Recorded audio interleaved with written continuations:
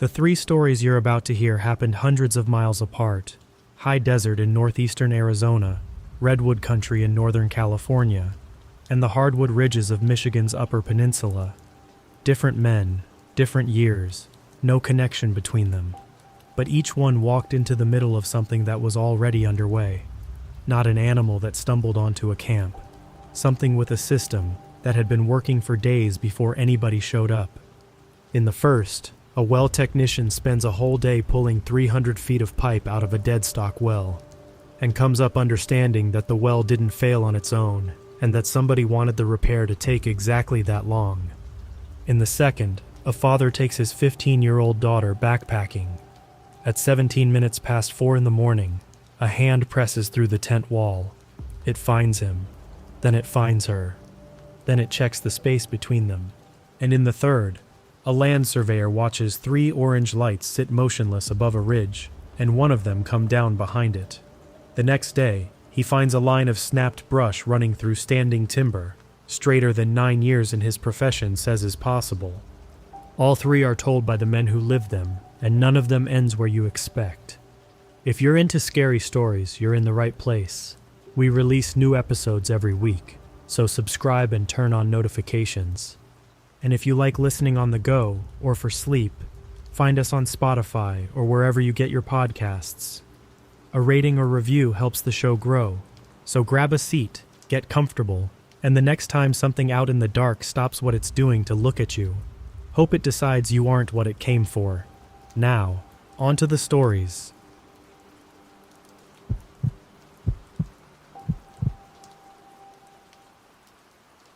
My name is Owen Bell, and for 11 years I worked on water wells across northeastern Arizona. I wasn't a driller, which is a different trade and a much louder way to ruin your hearing. I was a pump man. If a ranch well quit, a storage tank stopped filling, or somebody bought a piece of land with an old steel casing sticking out of the ground and wanted to know whether it was worth anything, I was usually the one who got sent. I was 29 when this happened, in August of 2013.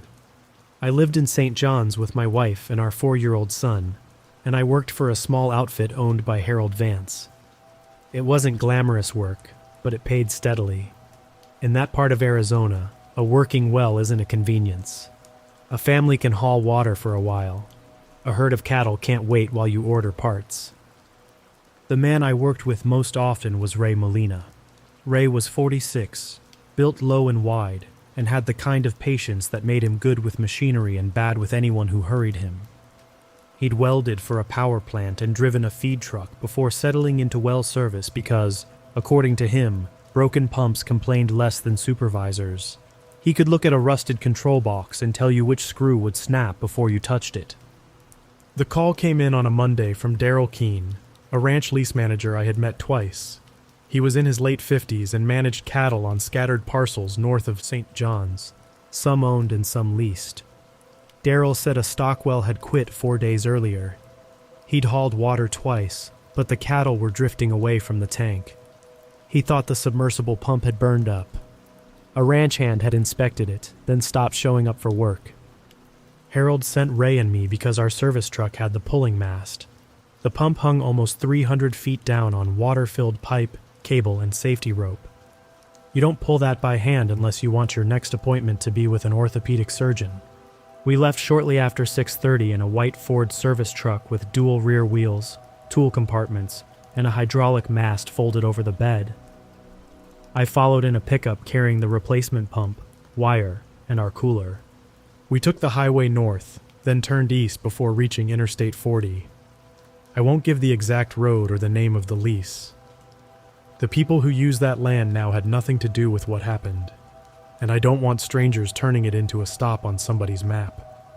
I can say it was high desert country between St. John's and Chambers, a long way from any place where you could buy a tire, get a meal, or expect somebody to pass by after dark.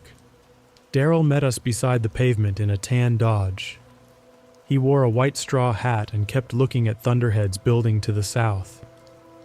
August storms there can be strange.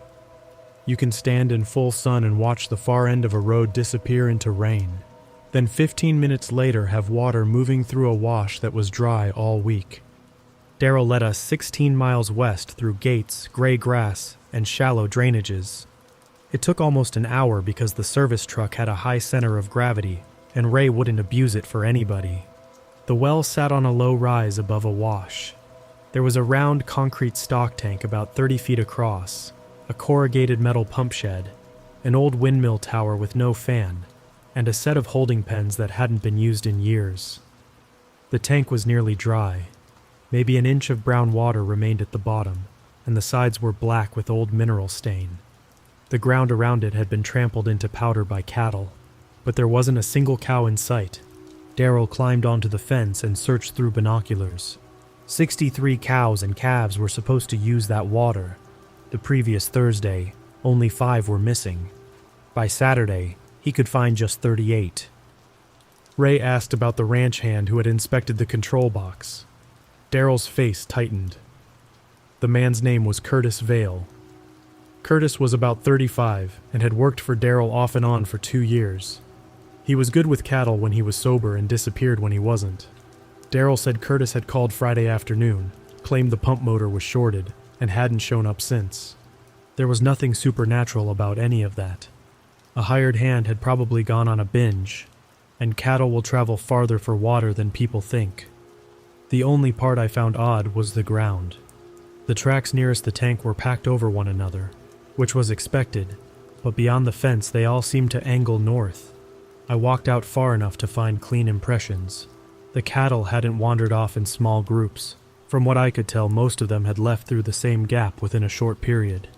Cattle don't quit good water that way on their own. Something had moved them out together.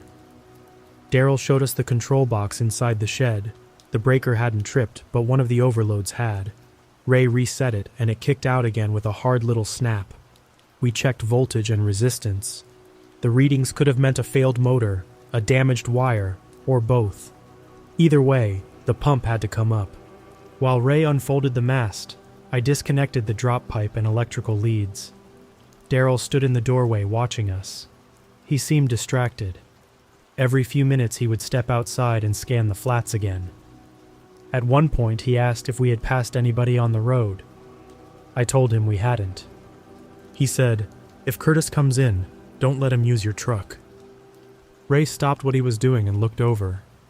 Daryl explained that Curtis's own pickup was still at a line camp about 9 miles north. Daryl had found it there that morning, with the driver's door unlocked and the keys gone. A bedroll, 2 water jugs, and Curtis's boots were inside. That made him think Curtis had gotten a ride out with somebody and would eventually come back looking for another vehicle. I asked why a man would leave without his boots. Daryl gave a tired shrug. "You meet him, you can ask." That was the end of it. He had work to do, and so did we. Pulling a pump is repetitive but dangerous. The mast raises a pipe section. You clamp the string so it can't fall, disconnect the raised joint, secure the cable, and repeat. This well required that operation around 14 times. Daryl left around 10. He said he was going to look for the cattle from the north road and would return by 4, hopefully with another man and a stock trailer. Before he drove away, he reminded us about the storm building south of us. The main road crossed a wide wash about 4 miles east. If rain fell hard over the wrong ridge, that crossing could run for several hours.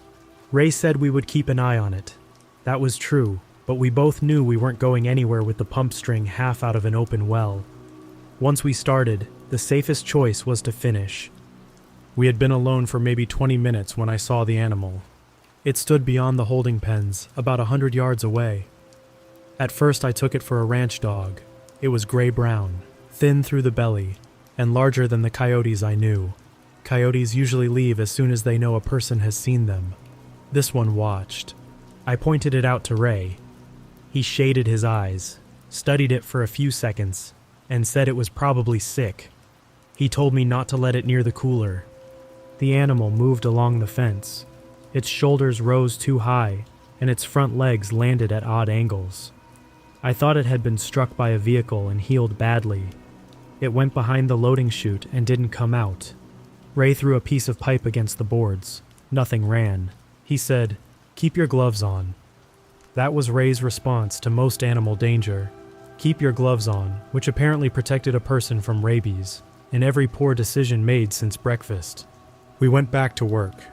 By noon, we had pulled about half the pipe. The storm clouds had built into a solid dark mass over the southern horizon, but they still looked far away. I ate a sandwich while Ray inspected the cable coming out of the well.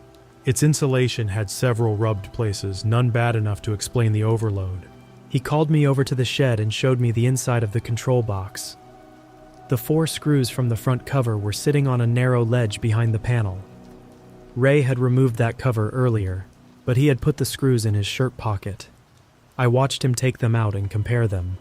The ones on the ledge were the same size but older, with red dirt packed into the slots.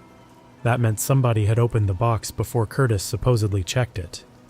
There was no reason for the screws to be hidden. A person would either put them back or lose them on the floor. Ray looked at the open doorway and then at me. Daryl say that hand knew electrical. He said he looked at it. Not the same thing. We found another oddity a few minutes later.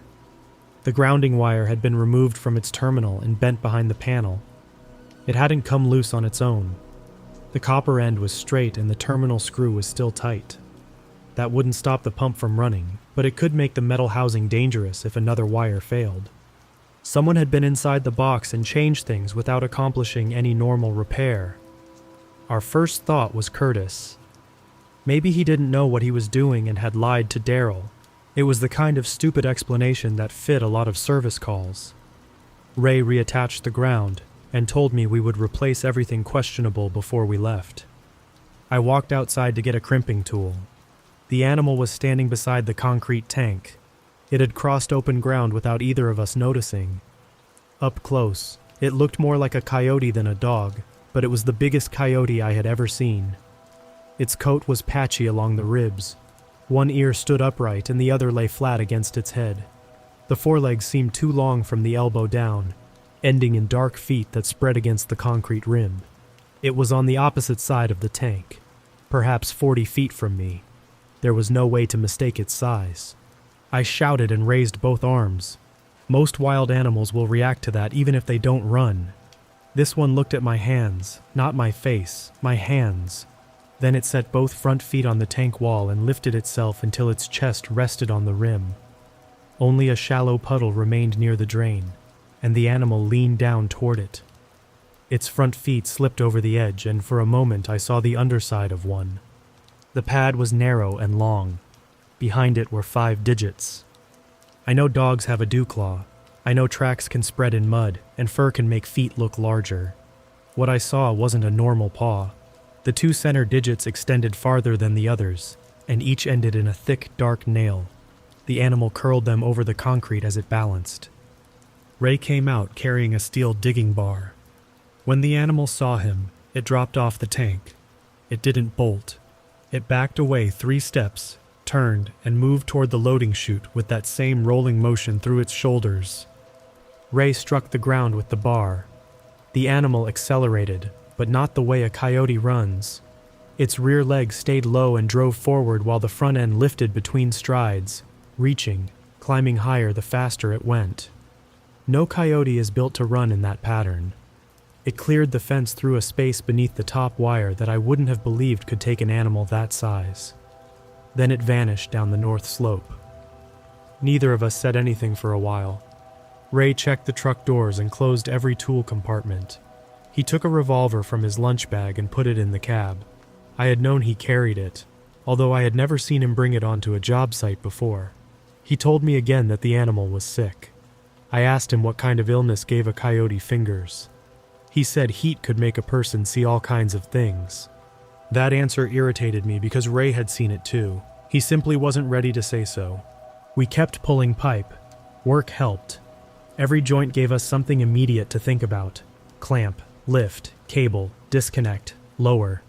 At the 12th joint, the pipe came up slowly, and the winch motor changed pitch. Ray stopped it at once. Something was dragging against the inside of the casing. We lowered the string a few feet, rotated it, and tried again. The obstruction moved. When the pump finally cleared the casing, a black wet mass came up wrapped around the intake screen. The smell reached us before I understood what I was seeing. It was a section of animal hide, roughly 3 feet long, and folded lengthwise around the pump. Most of the hair had slipped off, but enough remained to show that it had come from a black calf. A strip had been cut through one edge. The rest was wound tight around the intake in the direction the water would have pulled it. That was impossible under normal use. The pump had been almost 300 feet underground. The well casing was sealed at the top except when someone opened it for service. Even if a dead animal had somehow fallen into the well, a broad piece of hide wouldn't wrap neatly around a pump at the bottom without bringing bones and other material with it. Somebody had removed the well seal, pushed that hide into the casing, and fed it down far enough to make sure the pump caught it. Ray peeled it loose with pliers and dropped it onto a sheet of plastic.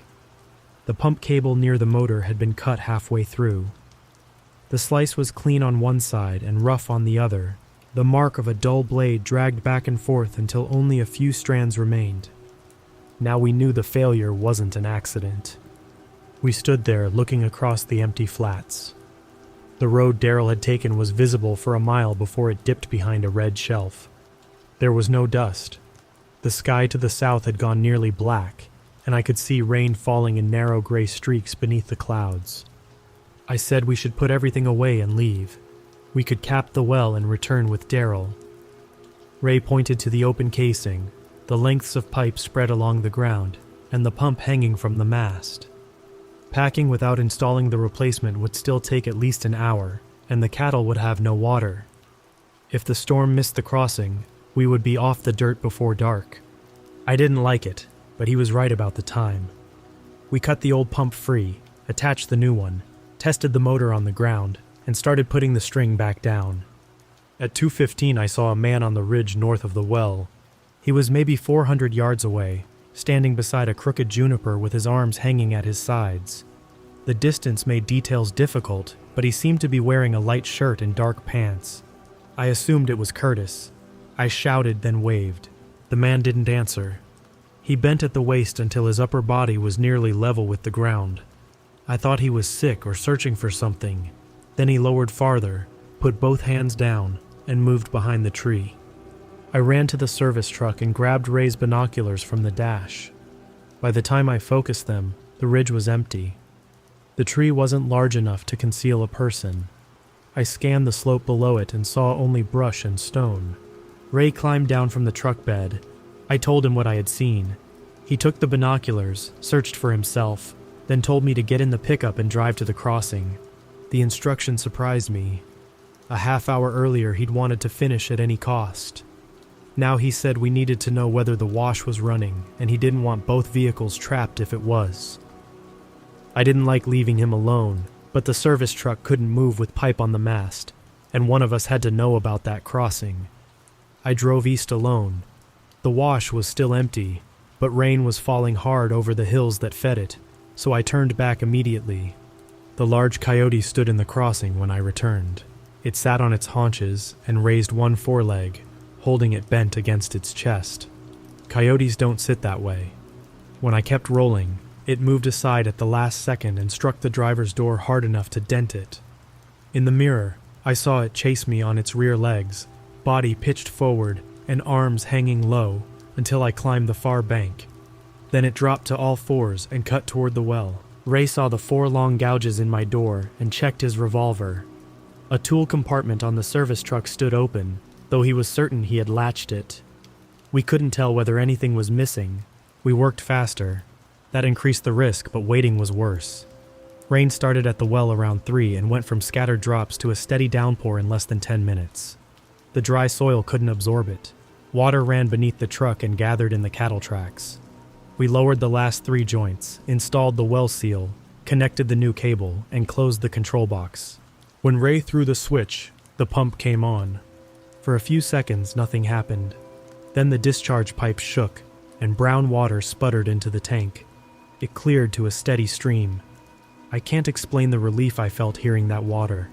It was an ordinary result from an ordinary machine, and after the things we had seen, I needed something to behave the way it was supposed to. The relief lasted less than a minute. The animal appeared on the roof of the pump shed, I don't know how it got there. The shed walls were smooth corrugated steel, and the roof edge stood nearly 10 feet above the ground. One moment the roof was empty. Then lightning brightened the flats, and the coyote was crouched above us, with its front feet spread against the metal. Ray reached the truck before I did. The animal jumped. It landed on the concrete pad between us. Its legs folded under the impact, but it recovered immediately. Up close, its back was level with my waist. Water streamed from its coat. The head was coyote-shaped from the eyes forward, but the skin around the muzzle looked loose, and when the head turned, the skin moved a half-second behind it. Its chest was almost bare. I saw ribs, a narrow breastbone, and a pair of collarbones set much wider than they should have been in an animal. Ray fired once. The shot hit low in the body. The creature jerked sideways and slammed into the pipe coming from the well. Blood struck the shed wall. It was dark red, not black or anything else people add when they tell this story secondhand. It screamed. The sound wasn't a howl, and it wasn't a human voice. It was the raw noise of something hurt badly enough to forget what it had been trying to imitate. Then it went over the fence in one jump and ran north. Ray kept the gun pointed after it. I shut off the pump because the discharge pipe had bent and water was spraying against the electrical conduit. We stood in the rain listening, but the creature didn't come back. On the shed wall, mixed with the blood, were several strands of wet human hair. Ray looked at those strands, wiped rain out of his eyes, and said, "We finish packing, right now." There was no argument from me. Before we finished loading, we followed the thinning blood trail as far as the north fence. Canid tracks continued 12 feet beyond the wire, then stopped. A few inches ahead, a bare human footprint marked the wet clay. 2 more led toward the ridge where I had seen the crouching man. Back at the truck, we discovered that Ray's 24-inch aluminum pipe wrench was missing. The creature had opened a compartment, searched it, and chosen something it could use. We loaded the last section of pipe at 4:40 and folded the mast. Daryl still hadn't returned. Ray wanted to leave immediately and call him from the highway. I agreed. The missing cattle, Curtis's abandoned truck, and Daryl's failure to come back could all be connected, but we weren't equipped to search miles of flooded range while something hunted the well site. We crawled east through rain and found Daryl's Dodge nose first in a drainage. The driver's door was open. There was blood on the steering wheel and a torn place in the headliner, but Daryl was gone. Uneven boot prints led toward the main crossing until runoff erased them. A half-mile later, we saw brown water moving through the wash. The crossing was gone. Water filled it from bank to bank, about 2 feet deep over the road, and fast enough to move a truck sideways. We searched the upper bank and shouted for Daryl, but found no sign that he had entered the current. Waiting there would leave us on low ground, so Ray decided to return to the well and try the crossing after it dropped. I hated going back. The well was where the creature wanted to be. Looking back now, I think that was the whole reason it had damaged the pump in the first place. At the time, we only knew the site offered open ground, a metal shed, and enough elevation that we wouldn't wake up inside a moving wash. We left my pickup near Daryl's and returned together in the service truck. By the time we reached the well, rain had stopped and water flowed into the stock tank. The blood on the shed had washed away. We faced the cab east, locked the doors, and kept the first aid kit, flashlights, breaker bar, and revolver with us. The road north passed Curtis's line camp and eventually reached the highway, but we didn't know its condition or whether the gates were locked. For the moment, waiting for the wash to drop seemed safer. For about 40 minutes, nothing happened. The clouds moved east. The tank filled to knee depth. Birds returned to the fence, and insects started in the wet brush. At 6:40, cattle appeared on the northern flat. The first group came over the ridge in a tight cluster, cows pushing their calves ahead of them. More followed until we counted at least 30. They weren't walking casually toward water. They were running, not at full speed, but fast enough to stumble in the softened ground. Several looked back as they came. Ray turned on the truck's work lights. The cattle reached the fence, crowded through the open gate, and packed around the tank. Their bodies blocked our view to the north. They drank hard, pushing one another against the concrete and churning the ground into mud. I noticed one black calf standing outside the group. It was perhaps 4 months old and had a white patch between its eyes. Instead of drinking, it faced the ridge with its head low. Something was approaching behind it. At first I could only see a pale shape moving between the cattle. I thought it was a man in a wet shirt. He stayed bent low, one hand touching the ground as he advanced. The cows nearest him shoved sideways. They didn't turn to inspect him the way cattle often will with a stranger. They tried to put other animals between themselves and him. The figure reached the black calf. A hand closed around its rear leg. The calf went down so fast that its chin struck the ground. The figure dragged it backward out of the work lights. A grown person would have struggled to move that much weight across mud. This thing pulled the calf with one arm while keeping pace on the other 3 limbs. Ray opened his door. I grabbed the back of his shirt and told him not to go out. He pushed me off and fired through the open doorway toward the figure. The shot went high because cattle surged across his view. The report caused the herd to break apart. Cows slammed against the fence and ran through the gate, leaving the tank area almost empty. The black calf lay near the edge of the light. Its rear leg was bent at the wrong angle. The figure crouched beside it. For several seconds, it looked like a naked man. The body was narrow and dark with mud, the spine prominent. The arms long enough that the hands rested flat without the knees touching. A ragged animal hide covered its head and shoulders. I could see pointed ears on the hide, one upright and one folded. Then the figure turned toward the truck. The hide wasn't resting over its head. It was attached. The muzzle opened and exposed those crowded teeth. Beneath it, where a man's throat should have been, the skin moved in quick pulses. The creature rose partway, keeping one hand on the calf. The other arm hung forward, ending in the 5 long digits I had seen on the tank. Ray fired again. This time the creature dropped before the shot, then moved sideways with such speed that he couldn't track it. It went behind the shed. I shut Ray's door and locked it. The calf kicked once. The creature reached from behind the shed, caught it by the neck and pulled it out of sight. We heard bone break. Ray had 3 rounds left. He tried to top off the cylinder from a small box in the console, but his hand shook badly enough that he dropped 2 cartridges on the floor and gave up. He picked them out of the floor mat and put the loose rounds in his shirt pocket instead. I held the revolver while he did it. I had fired handguns at a range and on private land, but I wasn't as comfortable with one as Ray. Holding it still made me feel less helpless. When his hand settled, he took it back. The last of the cattle ran south. None stayed to drink. That mattered because animals will sometimes panic at gunfire and settle a few hundred yards away. These kept going until the light no longer reached them. Darkness came quickly after the clouds cleared.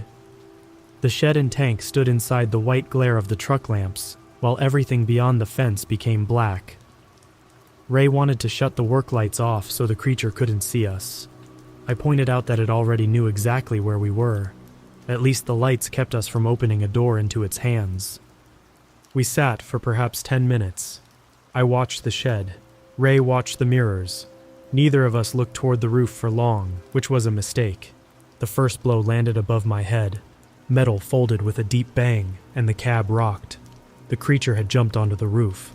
Claws or fingers scraped across it, searching for an edge. Ray ducked low and tried to angle the revolver up through the passenger window, but the roof blocked any shot. A second blow struck the windshield. The missing pipe wrench hit broadside against the glass. The outer layer cracked in a white circle. The wrench rose, held in a dark hand, and came down again. The circle spread across the passenger side. I started the engine. Ray shouted for me to move. I dropped the truck into gear and accelerated across the pad. The creature clung to the roof. I turned hard around the tank, hoping to throw it, but the dual rear wheels slid in the mud, and the truck nearly struck the fence. The wrench hit the windshield a 3rd time. A hole opened near the upper edge, and glass scattered over the dash. 5 fingers came through, felt along the broken rim, and pulled. The hole widened. Ray fired through the roof. The concussion inside the cab left my ears ringing. The bullet punched upward behind the sun visor. Something rolled across the roof and dropped onto the hood. For one clear second, the creature lay against the windshield inches from us. The hide around its head had torn along the neck, exposing a section of human scalp beneath coarse gray hair. One eye was brown and round. The other reflected pale green in the work lights. Blood ran from a wound near the collarbone. It raised the pipe wrench again. I drove straight into the holding pen gate. The wooden gate burst inward. The truck hit the rise beyond it, bounced hard, and threw the creature from the hood. It landed to our right and rolled beneath the fence. I kept going until we were 50 yards from the well. Ray was bleeding from several cuts on his face. The revolver had struck his mouth during the impact and split his upper lip. My hands were locked around the steering wheel. I could barely hear over the engine and the high tone in my ears. Behind us, the creature rose. It stood fully upright this time. Not tall enough to be impossible, maybe 6 feet or a little more, but the proportions made it look larger. Its arms reached almost to the knees. The right shoulder sagged where Ray's bullet had hit.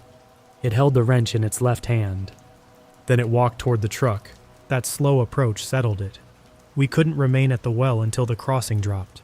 The cab had a hole in the windshield, and the creature had already shown it could get onto the roof before we heard it.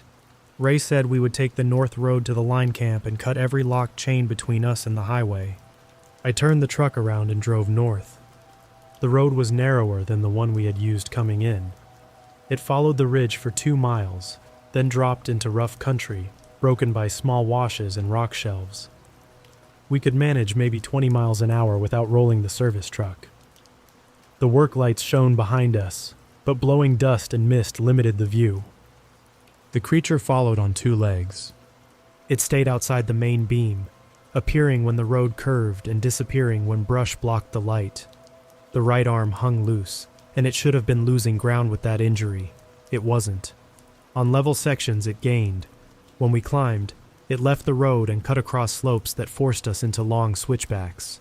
Ray leaned up to the broken windshield twice with the gun. Both times the creature dropped into the brush before he could fire. It understood what the revolver was. It also understood we had to stay on the road. 3 miles from the well we reached a steel gate. A heavy chain held it closed. I stopped with the headlights pointed through the bars. Ray grabbed bolt cutters from the rear compartment, but he couldn't use his right shoulder without pain. When he had fired through the roof, the recoil and impact had twisted it badly. He handed me the cutters and kept the gun. The chain was hardened. I braced one handle against my thigh and put my weight on the other. The jaws barely marked it. Ray watched the road behind us. "It's coming." I tried another link. Nothing. The creature entered the rear lights about 100 yards away. It was on all fours again. The gray hide covered its body more completely, although one shoulder remained bare and human-shaped. The change hadn't happened in a flash. It had somehow drawn itself into that other form while running, pulling the hide around bone and muscle that no longer sat where it had a minute before. Ray fired. The shot struck dirt short of it. I abandoned the chain and attacked the padlock. The cutter jaws slipped once, then bit across the thinner shackle. I leaned until something in my back pulled. The lock snapped. Ray opened the gate while I ran for the cab. The creature was 50 yards away. It moved low now, favoring the injured side but covering ground in long bursts. We drove through. Ray tried to swing the gate closed from inside the cab, but it caught in the mud and stopped halfway. I reversed and pushed it with the truck's front bumper until the hinge post bent and the gate wedged across the road. The creature reached it seconds later. It didn't jump. It seized the top bar with both hands and tore the gate toward itself. The bent post shifted in the ground. We left before it pulled the gate free. The line camp stood another 6 miles north. We almost missed it because one wall had the same color as the surrounding dirt. It was a small cinder block building with a metal roof, 2 windows covered by shutters, a propane tank, and a roofed pen made from old utility poles. Curtis's pickup was parked beside it exactly as Daryl had described. The road forked there. One branch went west toward another set of tanks. The eastern branch was the older route to the highway. A locked pipe gate blocked it. I pulled alongside Curtis's truck and left our engine running. Ray aimed the headlights toward the gate. We hadn't seen the creature since the first barrier, but that didn't mean we had lost it. The eastern gate used a plain chain and a brass lock. The bolt cutters broke it on the first try. I opened the gate, tied it back with a scrap of wire, then returned to Curtis's pickup. Daryl had said the door was unlocked. It still was. The keys were gone from the ignition, but a pair of work boots sat on the passenger floor. 2 water jugs, a bedroll, and 2 clean shirts were in the back. The interior smelled foul, a sweet heavy odor partly covered by dust and old tobacco. Ray opened the small rear door. Blood had dried along the edge of the seat. Not a splash from a cut. A broad smear crossed the fabric and continued down to the floor, where someone had tried to wipe it with a third shirt. That one had been stuffed under the driver's seat. We checked the camp building next. The front door was secured with a hasp, but the padlock hung open. Inside were 2 bunks, a propane stove, canned food, rope, mineral blocks, and a pile of empty feed sacks. 1 bunk had been stripped. The blanket and mattress were gone. Dark stains marked the concrete beneath the bed frame. I wanted to leave without looking at anything else. Ray insisted on checking the second room in case Curtis or Daryl was hurt inside. He was right, and I still resented him for being right. The back room held tack and veterinary supplies. A square opening had been cut into the floor, probably to access plumbing. Its plywood cover was set aside. A smell rose from the crawlspace below. Ray shone his flashlight into it. I saw the missing mattress first. It had been folded against the foundation wall. Behind it was a man's hand. We didn't climb down. We didn't need to.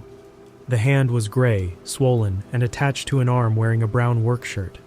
A length of electrical cable had been wrapped around the wrist. From the position of the body, someone had forced it beneath the building and covered it with the mattress. Curtis had never left the line camp on his own. A weight hit the metal roof. We ran. The creature dropped from the edge as we reached the front door. It landed between us and the service truck in the shape of the coyote, though larger and heavier than before. The pipe wrench was clenched crosswise in its teeth. Ray fired his last loaded round. The bullet struck the creature high in the rear leg. It collapsed, released the wrench, and snapped at the injured limb, twice, hard enough to draw its own blood. We ran around opposite sides of it. I reached the driver's door first. Ray was halfway to the passenger side when the creature caught his left ankle. It pulled him down. Ray hit the ground on his injured shoulder and cried out. The creature climbed over his legs, jaws opening near his thigh. I had no gun and no clear way to strike without hitting Ray. The pipe wrench lay in the dirt beside the front wheel. I picked it up with both hands and swung at the creature's head. The first blow struck the side of the muzzle. The second landed behind its ear. It turned on me, and I saw the face loosen again, the animal features shifting over a human structure beneath them. Its hand closed around the wrench. The strength in that grip was beyond anything I have felt. It pulled me forward hard enough that my knees struck the ground. The mouth opened inches from my face, and the smell from it was the same one inside Curtis's truck. Ray drew one of the loose cartridges from his shirt pocket. He had no time to reload the cylinder. Instead, he drove the metal round into the creature's wounded shoulder and twisted it. The creature released me. I fell backward with the wrench. Ray rolled beneath the service truck. The creature turned after him, exposing its side. I swung again and hit the injured rear leg. Bone gave under the blow. It screamed and rose onto its remaining limbs. For a moment, the head pulled back from the coyote muzzle. I saw a man's mouth beneath it, teeth red, lips moving around a word I couldn't hear over my damaged ears. Then it lunged. I got into the truck and started forward before my door was fully closed. Ray was still beneath the chassis. I drove only a few feet, just enough to place the rear dual wheels beside him. He grabbed the step rail and pulled himself clear as the creature came around the front. Ray couldn't stand. I leaned across, opened the passenger door, and dragged him by the back of his shirt while he pushed with his good leg. The creature struck the rear of the cab. Its fingers appeared over the edge of the open door. Ray got his upper body onto the floor. I accelerated. The passenger door slammed against the creature and bounced back.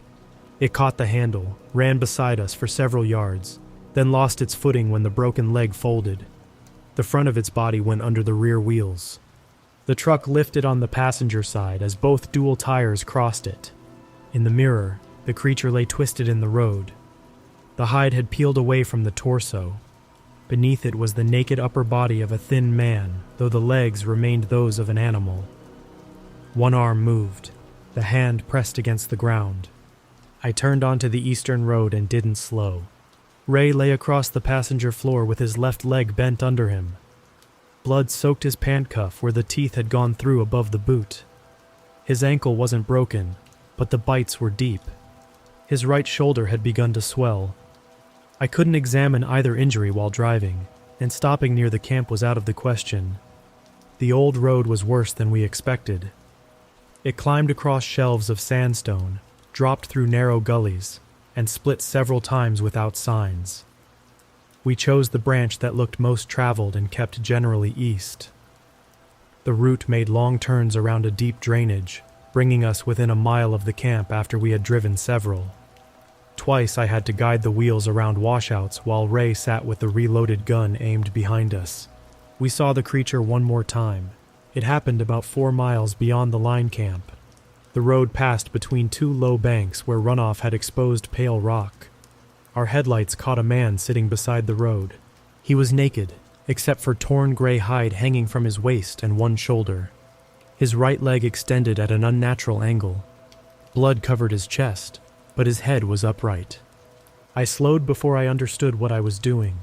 Part of me still responded to the human shape, to the idea that an injured person needed help. The man raised his face. It wasn't Curtis. I saw Curtis's body beneath the camp. This man appeared older, perhaps 50, with sunken cheeks and long, wet hair stuck to his neck. His left eye was brown. The right one shone pale in the headlights. He held Daryl's white straw hat in his lap. Ray lifted the revolver. The man smiled without showing his teeth and set the hat carefully in the center of the road. Then he lowered onto his hands and good knee and began pulling himself toward the truck. I drove over the hat and left him there. The road reached pavement shortly after 1 in the morning. We came out on the highway well north of the turnoff where Daryl had met us. I stopped on the shoulder only long enough to check Ray's bleeding. The wounds were ugly, but the blood pulsed nowhere, and he could still move his toes. We wrapped the leg with gauze and a clean shop towel, then drove south until our phones connected. I called emergency dispatch. I told the woman there had been an animal attack, a vehicle crash, a missing rancher, and a body at a line camp. I did not tell her the animal had used a wrench or turned into a man. Ray and I had already reached an unspoken agreement about that. We gave the location as clearly as we could and met an ambulance on the highway outside St. John's. Ray spent 4 days in the hospital. The bites tore into his calf but missed bone and major vessels. His shoulder was partly dislocated, and doctors removed small metal and glass fragments from his face. I had bruised knees, strained my back, and lost some hearing in my right ear. The hearing mostly returned over the next month. My wife says I still ignore her on that side, but I did that before. Daryl was found alive the next afternoon, almost 7 miles from where his pickup had crashed. He had a fractured cheekbone, 3 broken ribs, and a cut across the back of his scalp. He told searchers that he had been driving toward the well when a man stepped into the road. Daryl swerved, hit the drainage, and struck his head. When he came around, the same man was standing outside the open driver's door. Daryl recognized him as someone he had seen around local livestock sales years earlier, but he didn't know his name. The man reached into the cab, took Daryl's hat, and hit him across the ribs with something hard. Daryl crawled beneath the pickup and stayed there until the man left. Then he walked east, heard the wash running, and turned north in an attempt to reach the old highway road. His injuries and the storm pushed him off course. He spent the night beneath a rock shelf and resumed walking after daylight. The body beneath the line camp was Curtis Vale. I learned only the broad findings because it was an active investigation, and because Daryl's family wanted nothing more to do with our company after what happened. Curtis had suffered severe injuries before he was placed beneath the building. Some were consistent with an attack by a large animal, others weren't. A length of skin had been removed from his back and shoulders with a cutting tool. His boots and outer clothing had been taken off and set in his truck. The official estimate put his death sometime between Thursday morning and early Friday. That timing created a problem.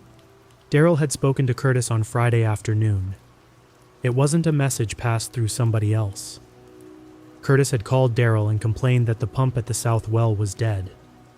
He told Daryl he had tested the motor, said it was shorted, and recommended calling our company.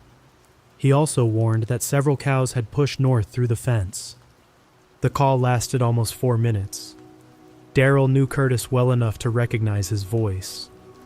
He said Curtis sounded sober, calm, and a little impatient. Nothing in the conversation made Daryl think another person was speaking.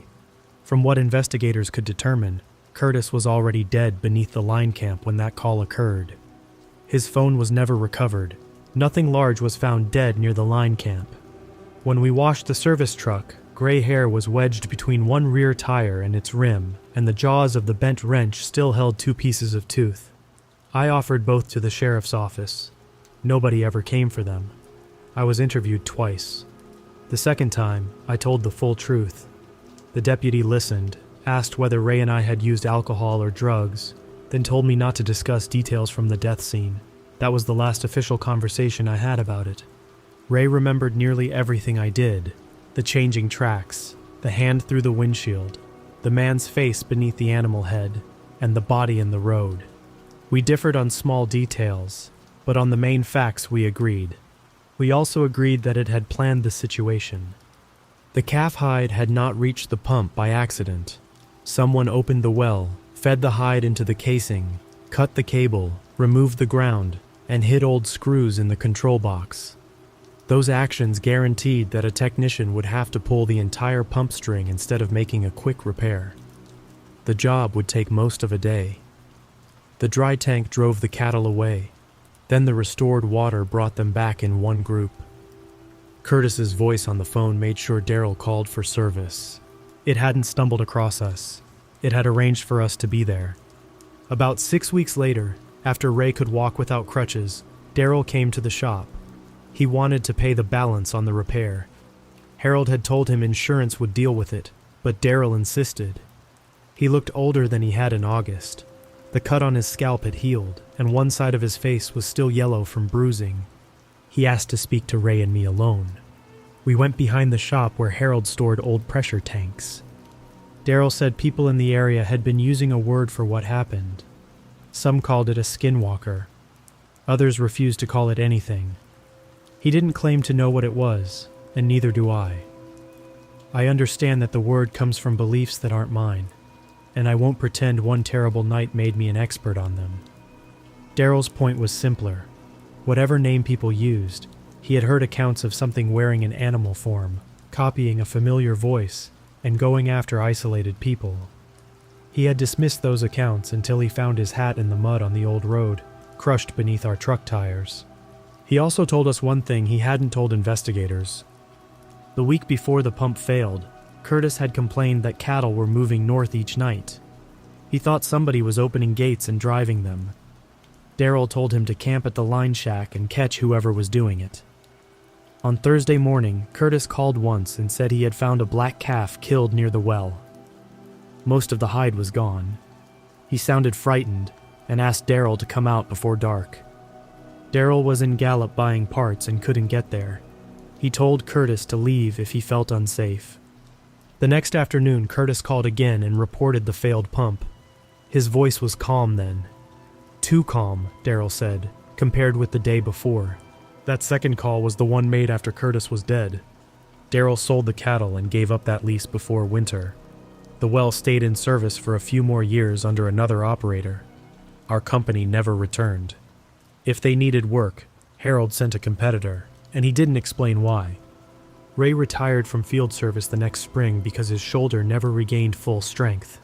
I kept the bent wrench in my garage for years, not as a trophy, but as proof that something physical had been there. I finally scrapped it when we moved. The only part I still questioned for a long time was why it let us repair the pump before it attacked. I used to think it had tried to stop us and failed. That doesn't fit what it did. It could have damaged the truck earlier, taken more tools, or come at Ray while I was checking the crossing.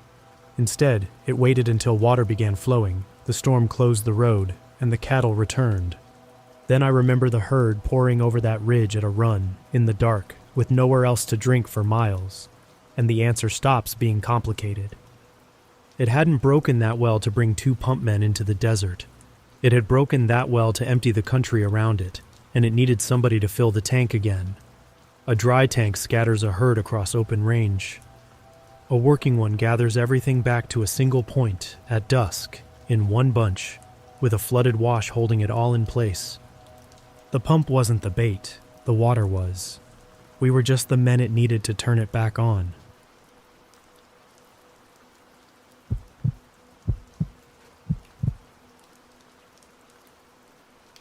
At 4:17 in the morning, something placed a hand against the outside of our tent and pressed until the fabric touched my cheek.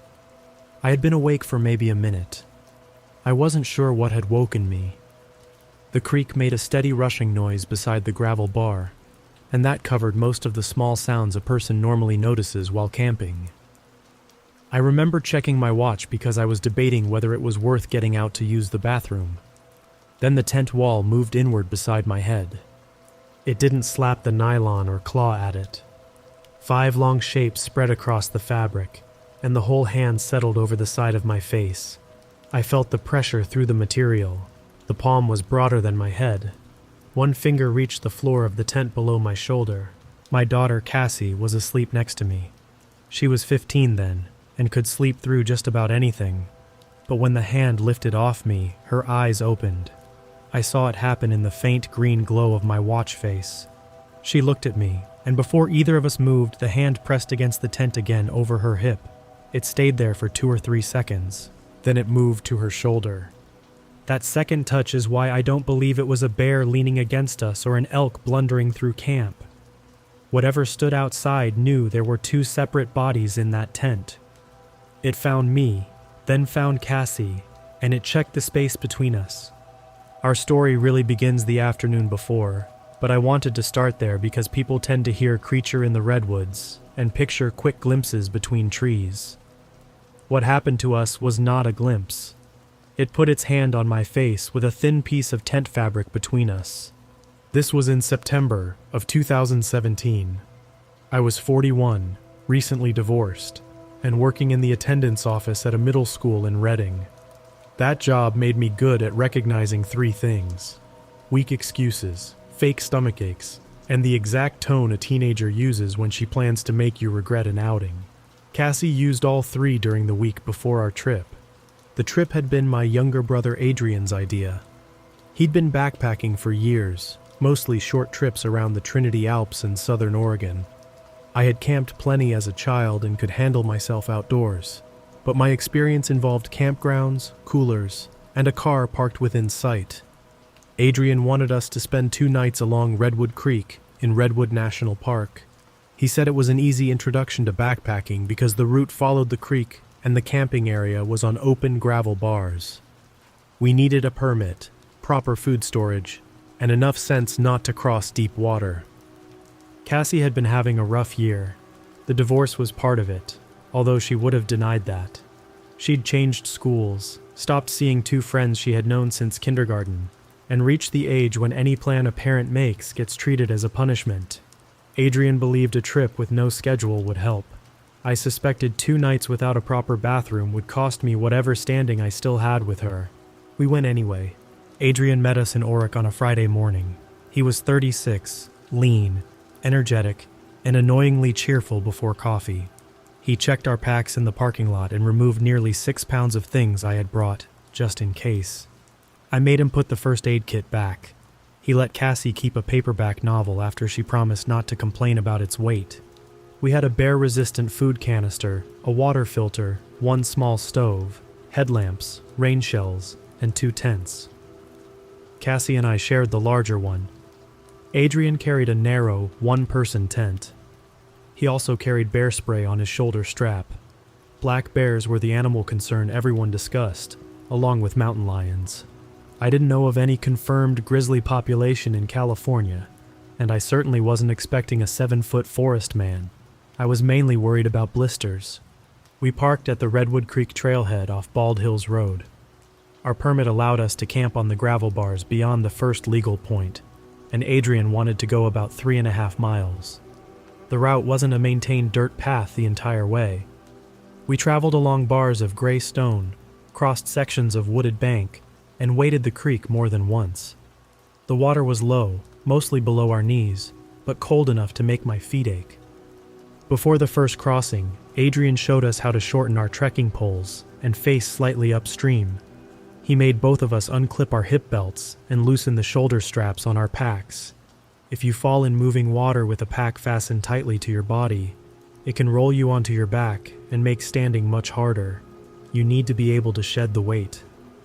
Cassie listened, crossed without trouble, then clipped everything shut so quickly that I knew she had taken the warning seriously. That little lesson mattered later.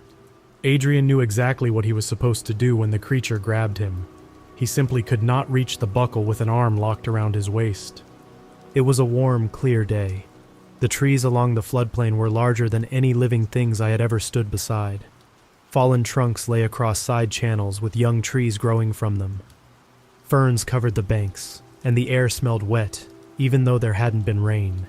Cassie started the hike in silence, but loosened up after the second crossing. She teased Adrian about the way he pronounced carabiner, and he spent 10 minutes defending himself even though she was right. We passed one couple heading out before noon. They had camped farther upstream and said they hadn't seen anyone else. That didn't concern us. A limited number of people were allowed along the creek, and the whole point was to get away from a developed campground. The first odd thing appeared shortly after 1. We were walking on the north side of the creek, where flood debris had collected against a fallen redwood. Adrian stopped and raised one hand. At first I thought he'd seen a snake. Then the smell reached me. An elk carcass had been pushed beneath the log. Only part of it was visible. I could see one rear leg, a section of hide, and the lower jaw. The rest was packed behind driftwood and fist-sized stones. I had seen dead deer along highways, but this was different. The leg had been pulled straight, and the hoof rested almost 4 feet above the ground in a fork of broken wood. Something had lifted the body or dragged it upward before forcing it into the gap. Adrian said a mountain lion might have cached it. He didn't sound convinced. Cats cover kills with leaves and loose material, but the elk was wedged under several 100 pounds of wood. A bear could move that weight, though there were no obvious claw marks on the exposed hide. Cassie asked whether we should turn around. Adrian said the carcass looked old, and the bones near the jaw were clean. He pointed out that the creek floods during winter and could have lifted the elk into the debris. That was reasonable, except the flood had also supposedly arranged loose stones against the open side of the body. I wanted to keep moving, not because I was brave, but because standing beside a dead elk felt worse than walking away from it. We gave the logjam a wide berth and continued upstream. About a quarter mile later, Cassie found the print. It was in damp sand above the creek. She called it a bare footprint, and Adrian corrected her before he had a good look. Once he crouched beside it, he stopped talking. The impression had a heel and a broad front, but the middle was too long. 5 toes showed clearly.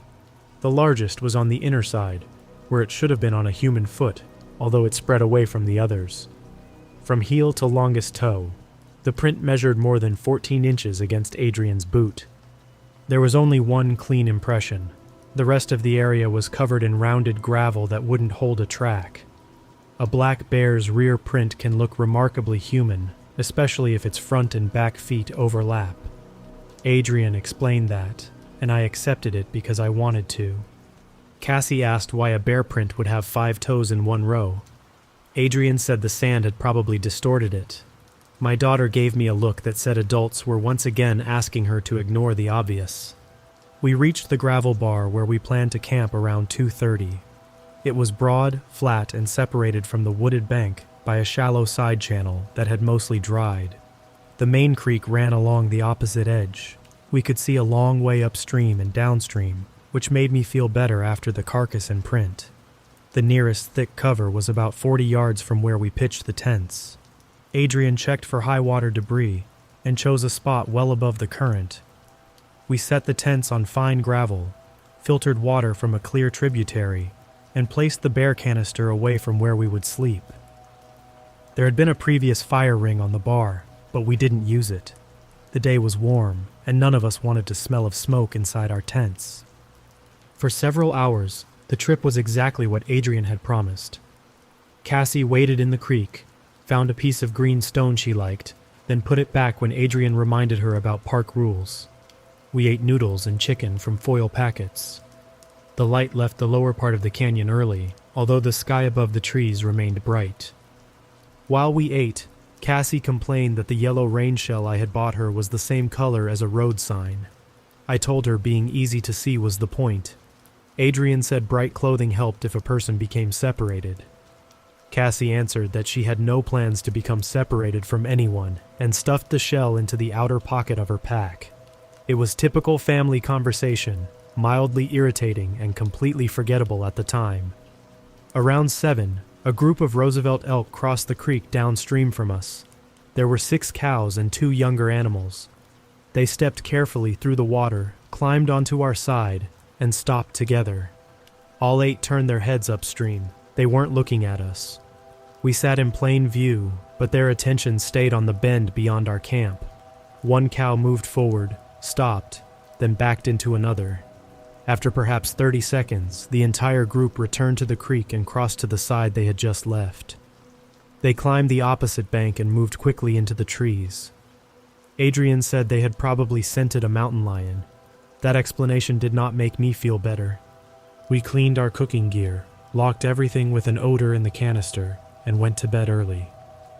Cassie read by headlamp while I tried to sleep. Adrian's tent stood about 15 feet from ours. Before turning in, he said that if we heard a bear near camp, we should speak in normal voices, turn on our lights, and give it a clear way out. We were not to run. I slept badly from the start. The gravel pressed through my pad. The creek seemed louder inside the tent, and every time Cassie turned, her sleeping bag made a dry scraping noise. Sometime after midnight, I finally slept hard enough to dream about work. Then I woke at 4:17. The hand touched my face, lifted, and found Cassie. I reached across her very slowly and covered her mouth before she could speak. She was already holding her breath. Her eyes were wide and wet. The hand left her shoulder. The tent returned to its normal shape. For several seconds, nothing happened.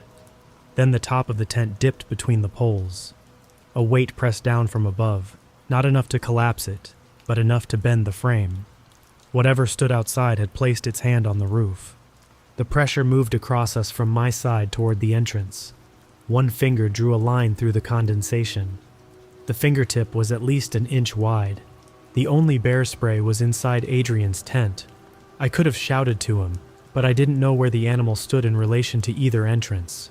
The rules he had given us assumed a black bear that wanted food and feared people. This thing had ignored the canister and walked directly to the tents. It removed its hand from the roof. We heard gravel shift beside the entrance, one short grind under weight. Then the lower corner of the tent pushed inward. The shape that pressed there was rounded and covered in coarse dark hair. It moved along the seam until it reached Cassie's feet. She began shaking. I slid my hand down to the pocket of my sleeping bag where I kept a small folding knife. The blade was less than 3 inches. I knew it would be useless against anything with a hand that size, but wrapping my fingers around it kept me from panicking. The shape withdrew. Adrian's tent moved. His stood close enough that we could see its outline through our mesh door. The fabric on one side caved inward near the center, paused, then released. A moment later, the top sank beneath the same broad weight. Cassie leaned toward my ear and breathed, "It's checking." I knew what she meant. It had found 2 of us in one shelter and was now testing the other. Adrian shouted. His headlamp came on inside the tent, throwing his outline across the nylon. The weight vanished from the roof. He yelled again, louder, and I turned on both our lights. For an instant, a shape blocked the lower part of Adrian's tent, taller than a bear on all 4s and too narrow to be a bear turned broadside. Then it moved out of view. Adrian called our names. I told him we were okay and warned him not to open his door. He asked what side it was on. I didn't know. We stayed inside until daylight. That decision sounds passive, but leaving the tent would have put us on a dark gravel bar with no idea where the animal had gone. The nearest vehicle was several miles downstream. We had 1 can of bear spray between 3 people, and Adrian couldn't reach us without exposing himself. So we kept our lights on and spoke every few minutes. Nothing else touched the tents. Shortly after 6, the sky lightened above the creek. Adrian unzipped his door first. He had the spray in one hand and a trekking pole in the other. I sent Cassie out behind me and stepped into the cold morning with my knife still open. The campsite looked normal until we walked around the tents. 3 impressions marked the gravel beside ours. They weren't tracks. They were places where a heavy body had knelt. Between them, finer sand held the front half of a handprint. 4 fingers were visible. The thumb had landed on coarser stones and left no clear shape. Each finger ended in a blunt pad with a dark crescent pressed at the tip. The spread from the first finger to the 4th was wider than both my hands placed side by side. Adrian's tent had a brown smear across the roof. A few short hairs clung to one pole. They were reddish-brown, coarse at the ends and lighter near the base. The food canister had not moved. Adrian wanted to leave immediately. He didn't say bear again. We packed without cooking breakfast and kept close enough to touch one another. Cassie watched the upstream bend. I watched the wooded bank. Adrian stopped every minute or so to listen, but the creek made that almost pointless. We were nearly finished when Cassie said, "There." Something stood across the creek. It was 30 or 40 yards away, partly hidden behind the upturned roots of a fallen tree. I saw its head, one shoulder, and an arm resting across the wood. The arm was covered in reddish-brown hair. The face was dark gray and mostly bare except around the jaw. It had a flat nose, a heavy brow, and forward-facing eyes. It was looking at the tents. Adrian raised the bear spray. The creature's eyes shifted to the orange can in his hand. That detail stayed with me because it wasn't staring without comprehension. It saw what he held, and then it looked at his face. It was connecting the object to the man carrying it. It stood. The root mass concealed its legs, so I can't give an exact height. It was not 10 or 12 feet tall. I would guess between 6.5 and 7 feet, but much heavier than a person that size. Its neck was short, its shoulders sloped forward, and its arms reached well below the hips. The chest narrowed at the waist instead of hanging round the way a standing bear's does. For maybe 5 seconds, none of us moved. The creature stepped over the fallen trunk. It did so on 2 legs without using its hands. Then it walked down the opposite bank and into the creek. That was when we ran. We had already shouldered our packs. Adrian led downstream, Cassie followed him, and I stayed behind her. Running on loose gravel with a loaded pack is a good way to break an ankle, so we moved in a fast, ugly half-jog. I looked back once. The creature was crossing the creek upright. Water that had reached my knees struck it below the shin. It did not hurry.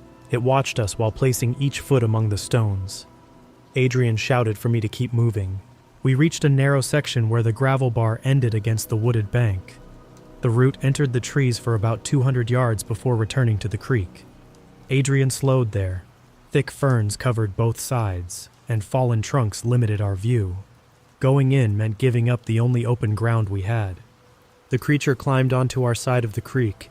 It stopped at the abandoned campsite, picked up my tent by one pole, and shook it. The pole snapped. Fabric tore away from the stakes. It dropped the tent, moved to Adrian's, and pressed one hand flat on the roof exactly where it had touched him during the night. Then it looked downstream at us. I expected it to charge.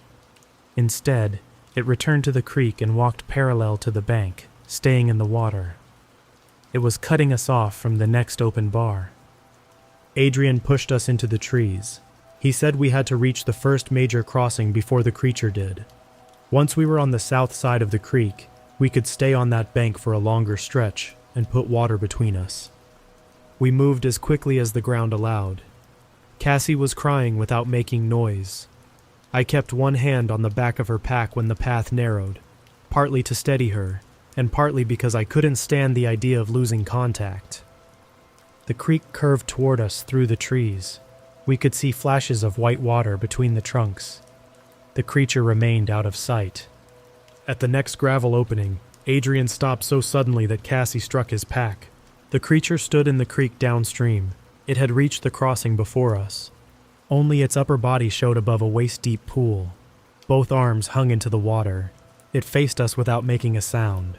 Adrian backed us into the trees. The creature did not follow. When we moved upstream, away from the trailhead, it stepped out of the pool and let us pass. That was the first time I understood it wasn't simply following us. It was deciding which direction we were allowed to go. Adrian pulled us back until the trees hid the pool. He unfolded the paper map on top of his pack and held it there with both hands. The creek ran north through that section, but it bent enough that north did not always feel downstream. Our vehicle was roughly 3 miles away. The tall trees area was several miles in the other direction. The road lay high above the east side of the valley, close in a straight line but separated from us by a steep slope covered in fallen timber and brush. I told him we should climb to the road. He said it was possible, but not the quick escape I was imagining. The slope rose hundreds of feet, and the map showed several side drainages cutting through it. We could spend the rest of the day fighting through vegetation and still come out miles from the vehicle. If one of us got hurt, we would be in worse shape than we were beside the creek. Cassie said, "It's making us go back." Adrian folded the map. "Then we don't keep going back." His plan was to wait a few minutes, cross the creek upstream where it widened, then come down the opposite bank. The creature was standing in a deep section and would have to leave it to intercept us. If it approached within range, he would use the spray. Bear spray does not knock an animal unconscious. It creates a burning cloud that affects the eyes, nose, and lungs. The can Adrian carried could empty in seconds if he held the trigger down. Used carefully, it might give us 3 or 4 short bursts, and the last ones would be weak. I asked whether it worked on whatever we had seen. He said, "It has eyes." That was as close as any of us came to naming the creature while we were still in the valley. We waited behind a fallen trunk. Nobody touched breakfast. Cassie sat with her knees pulled up and watched my hands as I tightened her pack straps. I wanted to tell her that we would be fine, but I had spent years listening to children say what they thought adults wanted to hear. I wasn't going to do the same thing to her. I told her we had 3 people, a map, and a way to hurt it. I told her to stay between Adrian and me no matter what happened. Those facts were true. After 10 minutes, Adrian looked toward the creek. The pool was empty. We moved upstream for almost half a mile before crossing. The water spread across a wide bed there and reached only halfway up my calves. Adrian went first. Cassie followed, holding the side of his pack, and I came last. I kept expecting a reddish head to rise from the current, but nothing moved except water.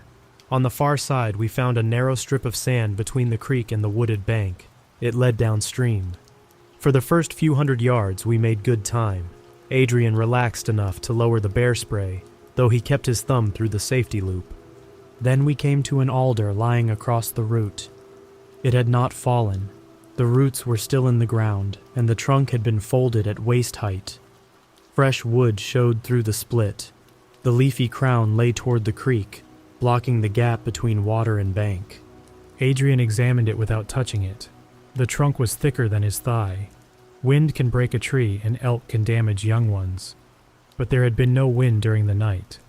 More importantly, the top had been placed on our side of the creek after we crossed. Wet leaves lay over the tracks we had made earlier in the sand. The creature knew where we were trying to go. We climbed around the root end. Cassie got over first, then Adrian. When I put my weight on the trunk, something moved behind us in the water. The creature was less than 20 yards away. It came downstream on all 4s through the shallow creek. But this was not how a bear runs. Its rear legs drove under a high, narrow pelvis. The arms landed far ahead, hands spreading across the stones before the body swung between them. Water burst around its forearms. Adrian pulled the spray from his strap. The creature stopped before he used it. It rose upright in the middle of the creek. Morning light struck the wet hair across its chest and shoulders. The face was more human at that distance than it had appeared across the water. Not a human face, but close enough that I could understand every change in it. The lips pulled tight, the brow lowered. It was angry, and it wanted us to know. Adrian aimed the can. The creature shifted its weight away from him. Then it stepped to one side and opened a path downstream. Adrian told us to go. Cassie slid down the far side of the trunk. I followed. The creature remained in the creek, no longer blocking the route. We had gone perhaps 50 yards when it came after us again. It did not charge the whole group. It stayed near the water and matched our speed. When Adrian slowed, it slowed. When we moved faster, it shortened the distance. The open path it had offered was taking us toward a bend where the creek pressed against a steep dirt bank. Adrian saw that too. He stopped us before the bend and moved close to the water for a better view. The current narrowed there and dropped into a dark pool beneath a fallen redwood. The trunk lay several feet above the water, wedged between the banks. Branches and smaller logs had collected beneath it. At first I thought the pale pieces among the wood were stripped branches. They were bones. An elk skull rested at the upstream end of the jam. Another set of ribs showed below the surface. Hair and hide had caught on broken limbs. The carcasses were in different stages, one nearly clean and another dark with tissue. The smell drifted toward us when the breeze changed. The bank on our side rose almost straight from the pool. The opposite side was blocked by the trunk and debris. Any large animal driven around the bend would have to enter deep water or turn and face whatever followed it. That was where the creature had been taking us. I don't know whether it killed every elk in that pool. Floodwater could have collected some of the remains, and animals do drown. What I know is that the creature allowed us to move downstream only after we crossed onto the side that ended there. Cassie began backing away. The creature left the water behind us. It approached upright, not quickly, but with no hesitation. Adrian raised the spray. The creature kept coming. At 15 feet, he fired. The orange cloud struck the left side of its face and blew across its chest. The creature dropped to both hands, rolled through the creek, and covered its eyes. It made a deep, choking bark that I felt in my stomach. Adrian released a second, shorter burst. Some of it blew back toward us. My eyes started burning immediately, and Cassie doubled over coughing. We ran upstream half blind. Adrian guided us with one hand on the bank. Tears blurred my vision, and every breath scraped my throat. Behind us, the creature thrashed in the shallows, scooping water over its face. It did not pursue. We crossed again as soon as we found a safe place. The cold water helped our eyes. Adrian made us keep moving while the spray still had an effect. He believed we had bought minutes, not safety. By then, the trailhead route was on the same side as us, but we still had to pass the pool from the opposite bank.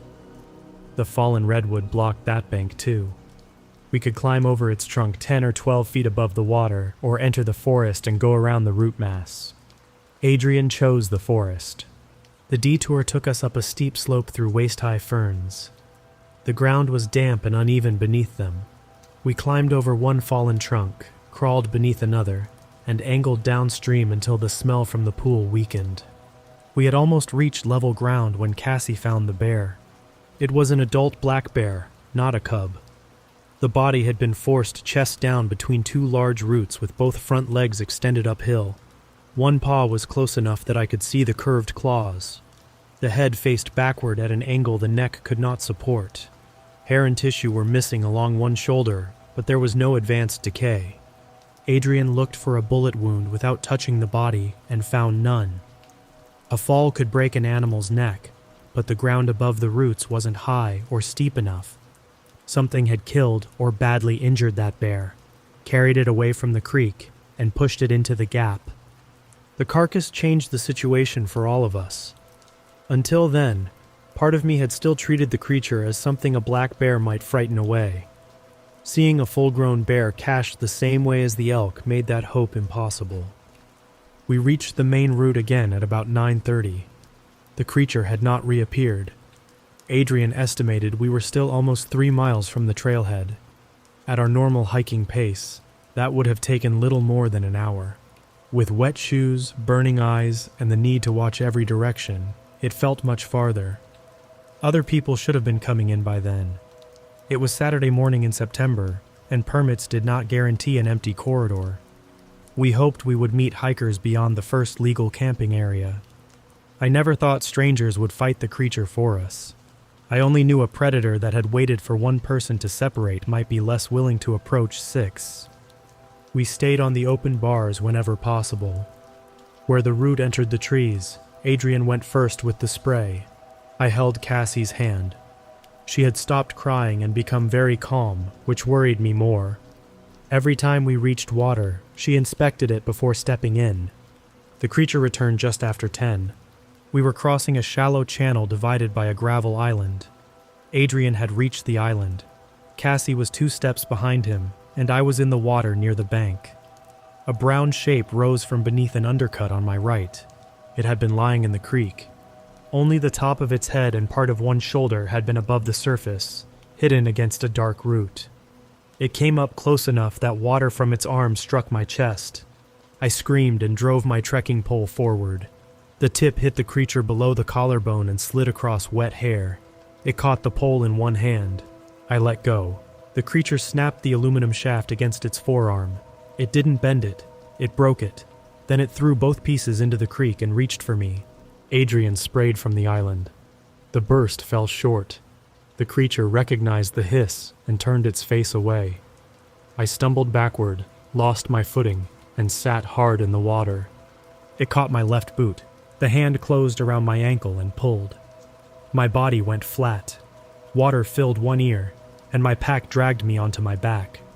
I kicked with my free leg, but struck only its wrist, which had no give in it at all. Cassie came back into the channel. I yelled at her to run. She ignored me, pulled one of the broken pole sections out of the shallows, and drove the jagged end into the back of the creature's hand. The metal went between 2 fingers. The creature released my ankle and swung at her. Its arm caught the front of her pack and lifted her clear of the water. She hit the gravel island on her side. Adrian emptied a last long burst of spray into its face. This time he was close enough. The cloud covered both eyes and entered its open mouth. The creature dropped onto its knees and struck the water with both hands. Adrian grabbed my shoulder strap and hauled me toward the island while I crawled. Cassie was conscious and trying to unclip her pack. The creature lunged through the spray and seized Adrian from behind. The can fell from his hand and vanished into the deep channel. One arm wrapped around his waist. It lifted him until his boots left the gravel. He drove his elbow backward and struck the creature's face, but it did not loosen its grip. It carried him toward the deeper channel on the far side of the island. Adrian's pack was pinned between them. He reached for the buckle on his hip belt and couldn't find it. I pulled out my folding knife. The blade was small, but the pack strap was nylon. I grabbed the shoulder webbing behind Adrian's neck and cut through it. The first stroke frayed the edge. The second severed it. Cassie crawled over and yanked the loose strap away while I cut the other side. Adrian slipped out of the pack and landed on his knees. The creature continued backward for 2 steps, holding the empty load against its chest. When it realized what had happened, it threw the pack into the deep channel. Adrian tried to stand, his right knee folded sideways. The creature came for him again. Cassie still held the broken trekking pole. She placed both hands behind the rubber grip and drove the sharp end forward as it reached the island. The metal struck beneath the creature's left eye. It did not go deep, but the reaction was immediate. The creature clapped both hands to its face and fell into the channel. Its body hit the water hard enough to soak all 3 of us. Adrian shouted for us to leave him. We did not. I got under his right arm. Cassie took the left. We dragged him across the island and into the shallow channel. He could put weight on his left leg, but the right knee bent whenever his foot touched bottom. We moved upstream because that was the nearest open bar, not because we intended to let the creature direct us again. Behind us, the creature rose from the deep water. Blood ran from the skin below its eye. The bear spray had matted the hair on its face, and the injured hand stayed curled against its chest. It could still stand. It could still move. It did not follow immediately. We reached the gravel bar and lowered Adrian to the ground. His knee had already begun swelling. He believed the kneecap had shifted and returned, or a ligament had torn when he landed. Either way, he couldn't walk more than a few steps without help. We had lost his pack, the map, and the bear spray. I still had my pack with the first aid kit, water, and rain gear. Cassie had hers. The creature was injured, but we had no reason to think it would leave. I wrapped Adrian's knee with an elastic bandage and 2 straight pieces of driftwood. It was not a proper splint, but it limited side movement. Cassie and I removed everything non-essential from our packs. We left cookware, extra clothes, and the paperback on the gravel. Cassie did not complain about the book. We each took one of Adrian's arms and started downstream. Our pace dropped to something between a hop and a shuffle. On open gravel, Adrian could use a length of driftwood as a crutch, but every channel required both of us. We chose the shallowest water even when it meant crossing twice.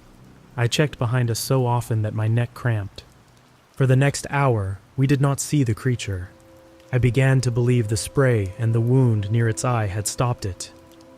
Adrian warned me not to count on that. Cassie said nothing.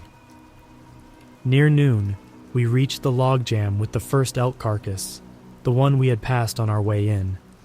We were still on the opposite side of the creek from it. In daylight, from that angle, I could see more of the body. The stones covering the open side had been moved. The rear leg no longer rested in the fork. The carcass had been pulled partly out and turned. A wide section of hide was missing from the belly. Fresh blood darkened the wood. Something had fed from it since the previous afternoon. Adrian pointed toward the bank above the carcass. The creature stood there. It had reached the cache ahead of us. One eye was swollen nearly closed. Blood streaked the bare side of its face and the fingers of its injured hand. In the other hand, it held Adrian's pack by a torn strap. The creature dropped the pack beside the elk. Then it came down the bank. We couldn't outrun it. The creek separated us, but we had already watched it cross without effort. The nearest tree cover was behind us, and the open bar ended 50 yards downstream at another channel. Adrian told Cassie to take me and go. She refused. He tried to push us away and nearly fell. I searched my pack for anything useful. The first aid kit held a small bottle of alcohol wipes, gauze, tape, and medication. We had no second spray. My stove used a screw-on fuel canister, which would not produce the wall of flame people seem to expect from camping equipment. The only item with reach was a collapsible trowel, used for digging waste holes. Cassie pulled out her rain shell. It was bright yellow. She held it overhead with both hands and shook it open. The creature stopped at the edge of the water.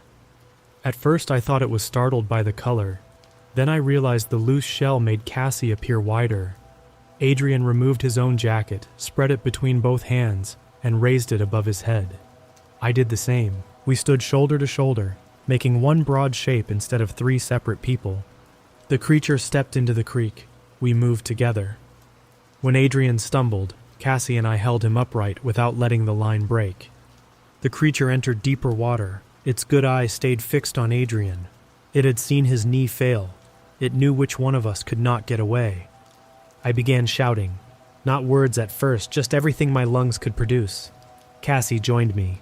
Adrian struck his crutch against the gravel. The creature crouched, preparing to cross. We rushed it. That choice was mine. It was probably reckless, but every previous retreat had allowed the animal to choose our direction and wait for a gap.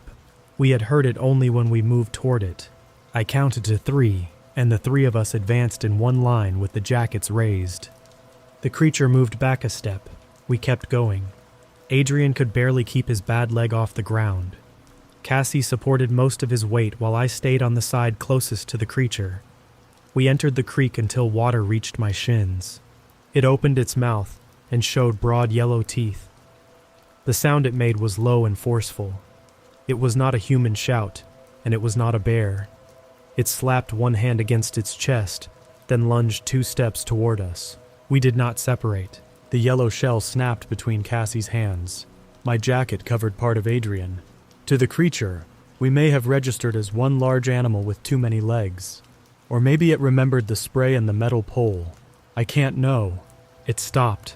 For a few seconds, we faced it across less than 15 feet of moving water. I saw its nostrils flare. I saw the skin around the wounded eye tighten. The injured hand would not close. Then it stepped backward onto the far bank. It climbed to the elk cache, picked up Adrian's pack, and dragged it into the trees. We continued downstream. I expected it to return as soon as we lowered the jackets. We kept them raised until my arms shook. When the gravel bar ended, we crossed in one group and entered the wooded section. We no longer tried to move quietly. We talked, shouted, and struck Adrian's crutch against fallen wood. If the creature wanted one of us alone, we intended to make that impossible. The final 2 miles took almost 5 hours. Adrian placed one arm across each of our shoulders, and Cassie and I locked our inside arms around his waist. That worked on level gravel. In water, we had to separate and cross in stages. I went first without my pack, returned for it, then stood downstream while Cassie helped Adrian. If his left foot slipped, I kept the current from turning him. At the first deep channel, Adrian tried to hop across a submerged line of stones. His good foot slid, and all 3 of us went down.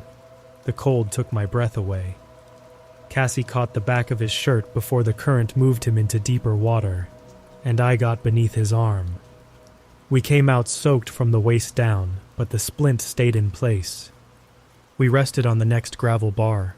Adrian lay flat with his injured leg raised on my pack. Cassie sat beside him, shivering in the yellow shell she had hated the day before. I had just begun to think we had finally left the creature behind when she pointed across the creek. It stood among the ferns on the far bank. The distance was about 60 yards. Its damaged eye remained closed, and the injured hand rested against its chest. It did not have Adrian's pack anymore. It had followed us without approaching, keeping the creek between us. Cassie rose and walked several steps downstream to see the next crossing. The creature moved at once. It left the ferns and descended toward the water. I called her back. As soon as she returned to Adrian and me, the creature stopped. My pack was lying 10 feet away where I had used it to raise Adrian's leg. I went to retrieve it, and the creature entered the creek. When I stepped back beside them and raised my jacket, it withdrew to the bank. It was not finished. It was waiting for the group to become 2 and 1. From then on, none of us moved beyond arm's reach. If Cassie needed to inspect a crossing, we brought Adrian to the edge with us. If I filtered water, she kept one hand on my pack. The process was slow, but the creature stayed across the creek and kept pace for the next mile. Near the final wooded section, it came down to the water again. We raised the jackets before it entered. Cassie, exhausted and angry, shouted that there were still 3 of us. I don't believe it understood the words, but it understood the shape we made. It remained crouched at the bank while we passed. Adrian's knee worsened. At each stop, the joint swelled against the bandage. Cassie developed a deep bruise along her ribs where her pack had taken the creature's blow. My left ankle had finger-shaped pressure bruises from its grip, though the boot had protected the skin.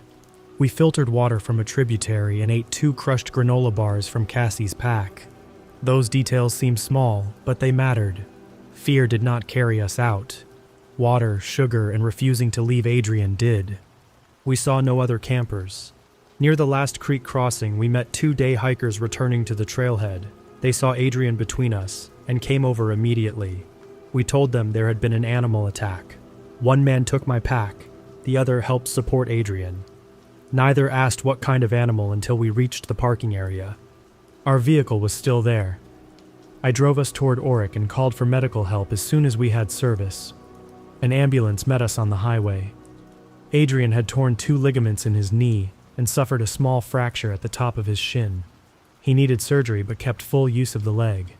Cassie's ribs were bruised, not broken. My ankle healed within a few weeks. We gave separate accounts that evening. I used the phrase large upright animal because saying anything closer to Bigfoot felt ridiculous in a brightly lit hospital. Cassie had no such concern. She described the face, hands, hair, and the way it walked in the creek. Adrian did the same. Park personnel went into the area the following morning.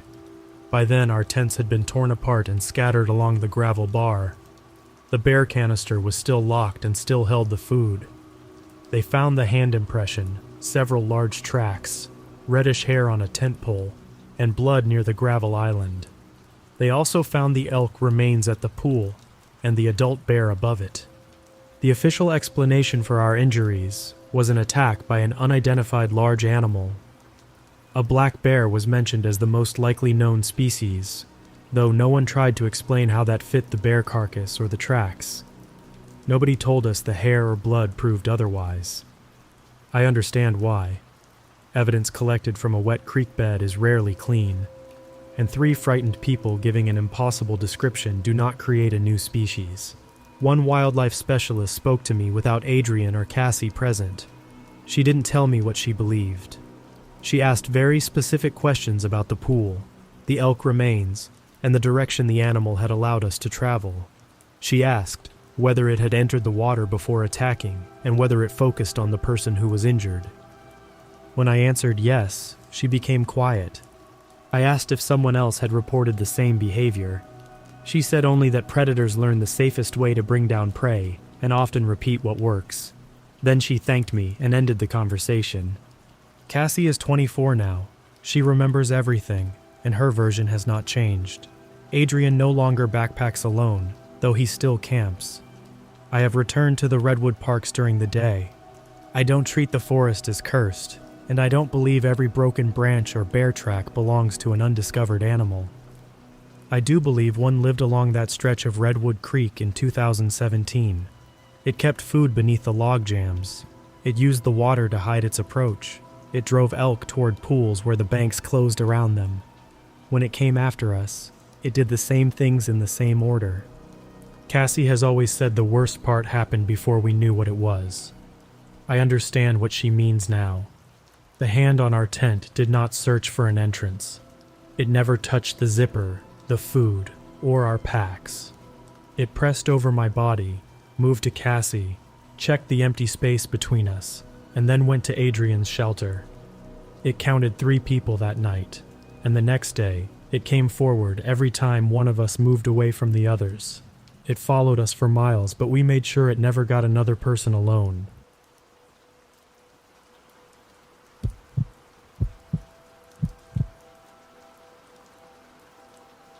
I run survey lines for a living. I've been doing it going on 9 years now, mostly boundary work and construction staking. And before that, I spent 2 seasons on a timber cruising crew, so I have walked more miles of trackless woods than most people will in their whole lives. I'm telling you that first for one reason. When I say that what came through those trees moved in a perfectly straight line, I don't mean pretty straight or straight for an animal. I mean straight in the way my profession means it. Straight in a way that I could not reproduce on foot, at night, through standing timber, with thousands of dollars of equipment and my whole career behind me. Keep that in mind. It's the entire story, really. My buddy Pete and I have done a fall camping trip every October since college. This was our 6th one. We rotate who picks the spot, and that year was Pete's year, and Pete picked a stretch of national forest in the western Upper Peninsula of Michigan, way out past everything, where an old logging spur dead ends at a grown-over landing. You park where the culvert washed out, and you walk the last 2 miles with everything on your back. No sights, no toilets, no bars on your phone. That's the whole point. We started these trips because our lives went in different directions after school, and one weekend a year of sitting by a fire saying nothing important felt worth protecting. Pete's the organized one. He's the guy with the laminated checklist, the guy who tests his stove on the kitchen counter in September. That October, he was also a brand new dad. His daughter was 7 months old, and this was the first time he'd left her overnight. And he spent the entire drive up toggling between being thrilled and calling his wife at every gas station that had signal. I gave him grief about it. I'd give anything to take that grief back, honestly, because by Sunday morning the only thing either of us wanted on this earth was to get him home to that kid.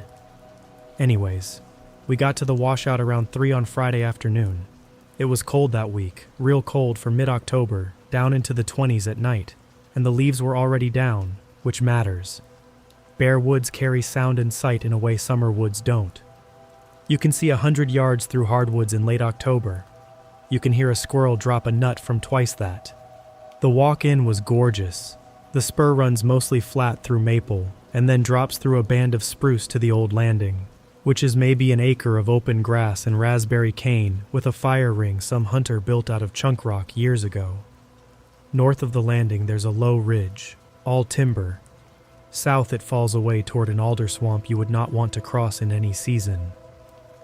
We had the tent up and wood gathered by 5, and we ate brats off the fire, and Pete talked about his daughter for 2 hours, and I let him, because it was that kind of evening. Clear, still, so quiet. The kind of quiet you drive 400 miles for. Point is, it was a completely normal first night, right up until 10:40. I know it was 10:40 because Pete had just said he was calling it, and he checked his watch and said the time out loud the way tired people do. He stood up, stretched, and then he stopped moving with his arms still over his head staring at the sky north of us. He said, "What is that?" Not scared, just flat. I turned around on the log I was sitting on and looked over the ridge, and there they were. 3 lights. Orange, but a dull orange, low and dirty, with no white in it. They sat in a shallow triangle above the ridge, and my first honest thought was that they were beautiful. That's the part nobody tells you. Before it got wrong, it was beautiful. I've watched planes my whole life. I've been on night jobs under approach paths. Planes blink, planes drone, planes cross the sky at a rate your eye understands. These didn't do any of that. There was no sound, none, and they weren't crossing the sky so much as sitting in it.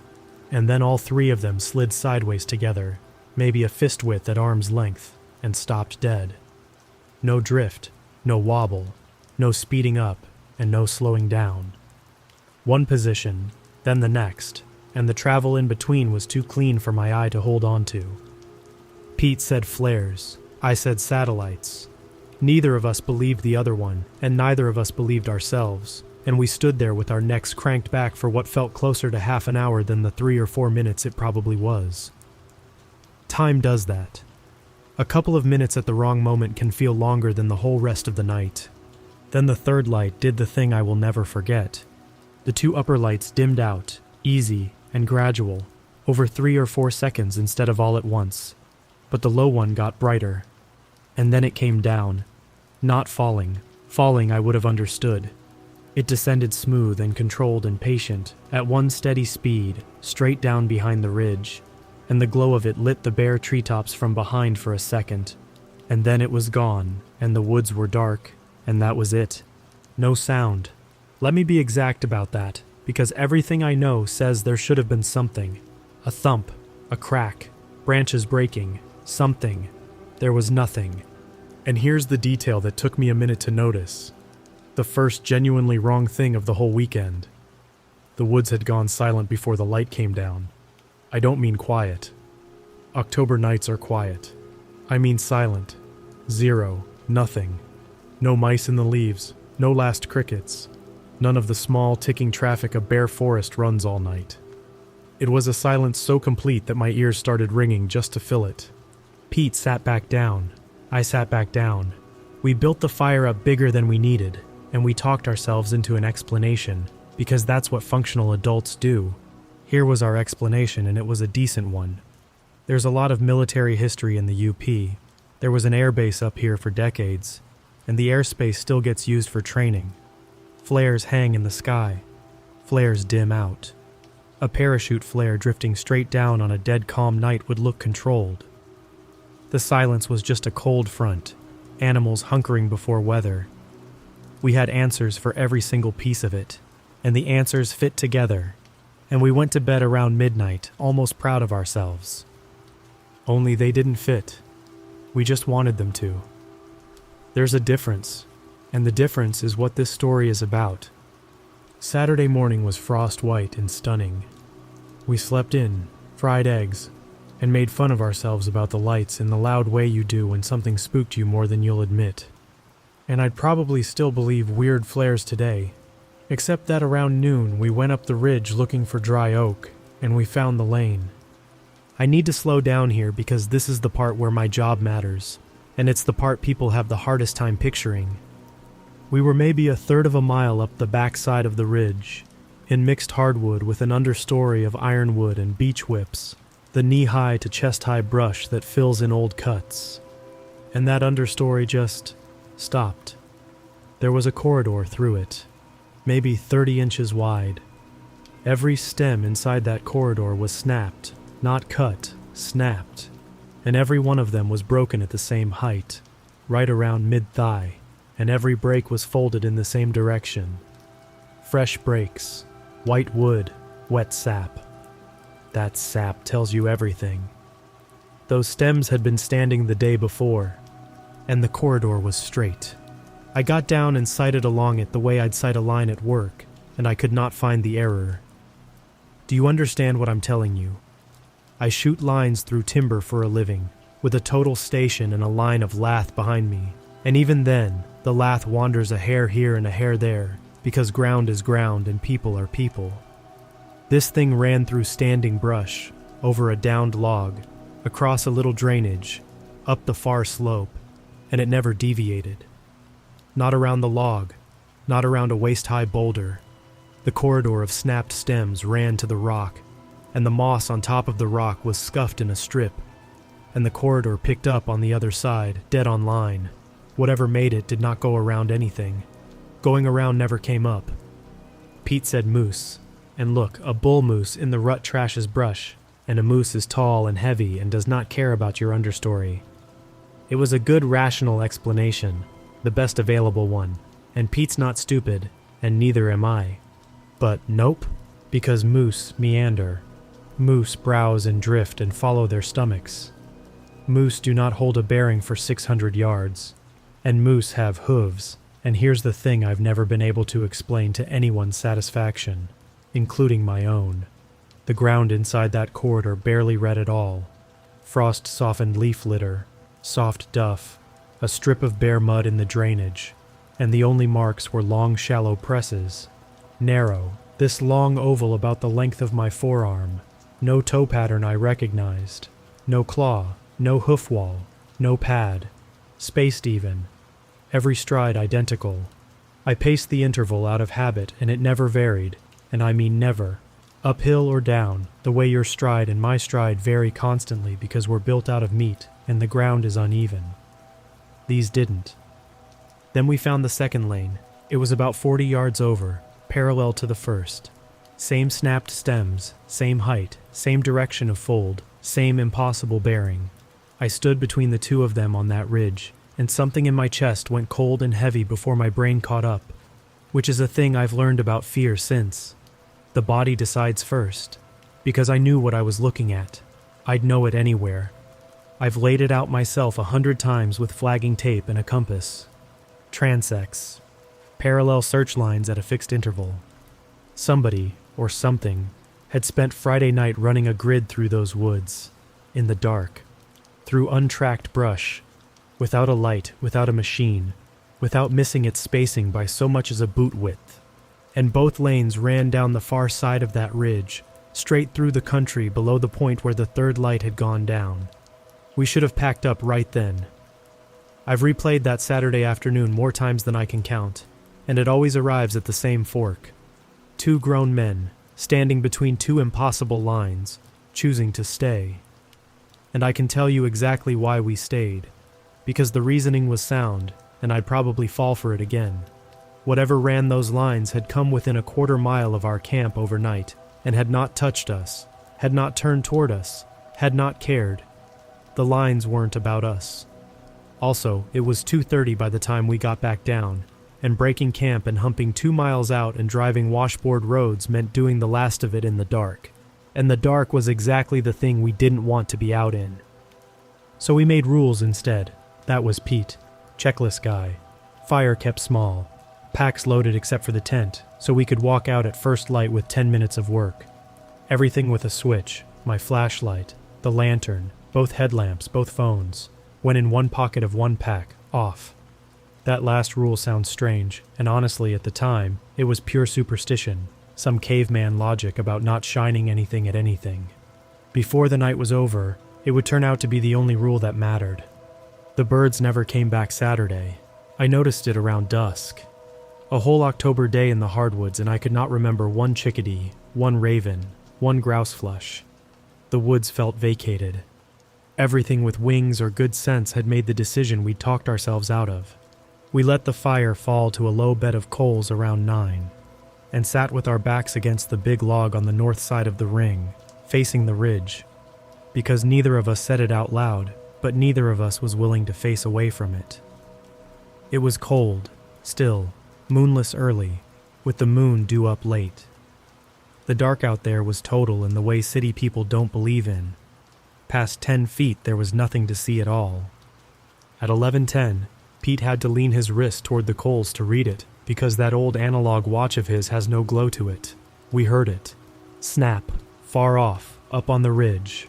Then another one, and another. And here is where my whole body started listening, before I understood what I was hearing, because the snaps had a rhythm. Even, patient, timed, snap, snap, snap, never faster on the downhills, never slower through the thick stuff. Terrain changes your rhythm. Terrain changes everybody's rhythm. Nothing was changing this thing's rhythm. The sound crossed the face of the ridge from east to west, taking maybe 6 or 7 minutes to do it, and faded out. We sat frozen against that log the entire time. Pete's breathing had gone shallow and careful next to me, and I realized my hands were aching, and it was because I'd been pressing them flat against the frozen ground hard enough to hurt. Some animal part of me trying to feel footsteps through the dirt. Silence for a while, 10 minutes, 15, long enough to start hoping. Then the snapping started again from the east on a new line, closer. That's when the moon finally cleared the trees behind us, and the landing went from black to gray. And about 80 yards out, at the edge of the timber, we watched it walk out of the woods and cross the open ground. Every account you've ever heard puts a shape on things too fast. Tall, thin, gray, whatever. So let me build it for you the way I actually got it, one piece at a time, because the moon was low and my eyes were pulling hard. The first thing I understood was the height, because it came out of the tree line and the tree line gave me scale. It cleared brush I knew to be chest high without breaking stride, and its head rode at a level I'd put close to 8 feet. The second thing was that it was thin, not starved, built thin, the whole frame narrow, shoulders hardly wider than the head, arms long and held slightly out from the body, not swinging. Nothing about it swung. That was the third thing, and it's the thing my brain still refuses to file correctly. The gait. When you or I walk, our whole body negotiates. Head bobs, hips trade, arms counterweight. This thing's head did not change height. It moved across that rough frozen ground, and its head slid along level, dead level, and the legs did all the negotiating underneath it, working over hummocks and cane without one downward glance, and the total effect was of something being conveyed across the landing rather than something walking across it. It never looked at the ground. It never looked at us. Its face, and I use the word loosely, because at 80 yards in moonlight what I had was pale and smooth and dark where eyes should be. Its face stayed pointed exactly down its own line of travel the entire way across. 60 seconds maybe. It crossed the whole landing, past 40 yards north of our dead fire camp with 2 human beings sitting in the open against a log, and it entered the far tree line, and the snapping picked up again in the alder, fading southwest. On its line, always on its line. Pete didn't whisper for a long time. When he did, it's the sentence I still hear at 2 in the morning sometimes, because it was flat and reasonable and completely correct. He said, "It's not looking for us."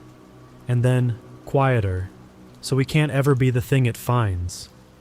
Now, here's where I have to explain the spacing, because the spacing is what turned the night from pure terror into something I could actually work.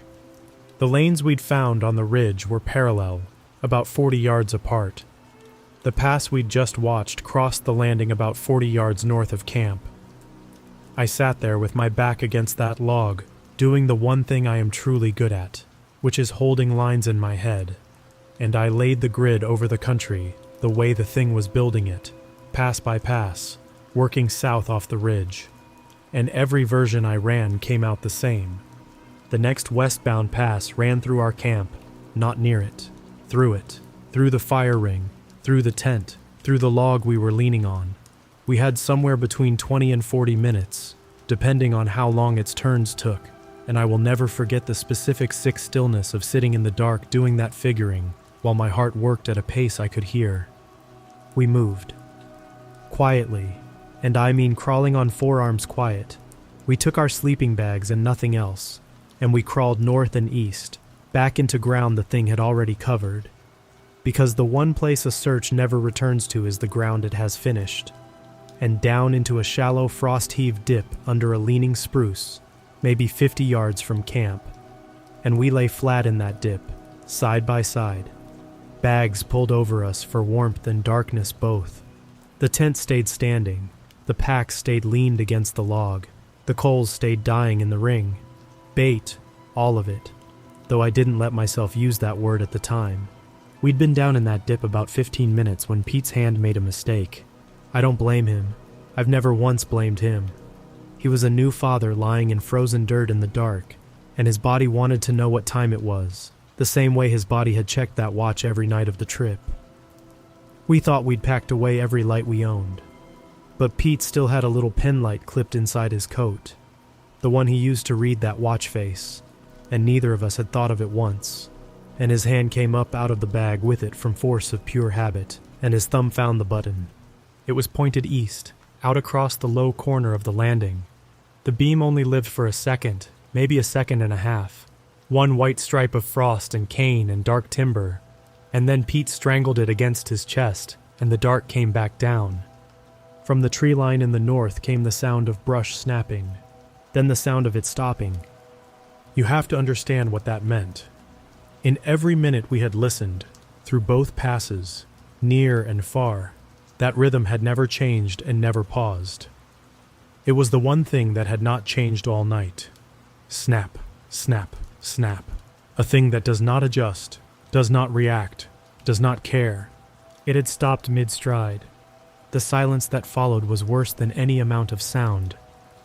I lay there with my face an inch off the frozen leaves, listening so hard I could hear my own blood, and next to me, I could feel Pete not breathing, actually not breathing, holding it in his chest until his body shook. Then the snapping started again, faster, and off its line. It was coming down off the ridge at an angle, cutting southeast across every lane it had so carefully built, and it was coming toward the exact patch of dark where a light had lived for 1.5 seconds. There was nothing measured about it now. Brush wasn't snapping in front of it so much as tearing, a long, continuous crashing that got louder with a speed that didn't fit anything on two legs. And Pete did the bravest thing I have ever personally watched a human being do. He threw the penlight. He came up onto one arm, clicked it on, and threw it burning through the air east across the landing.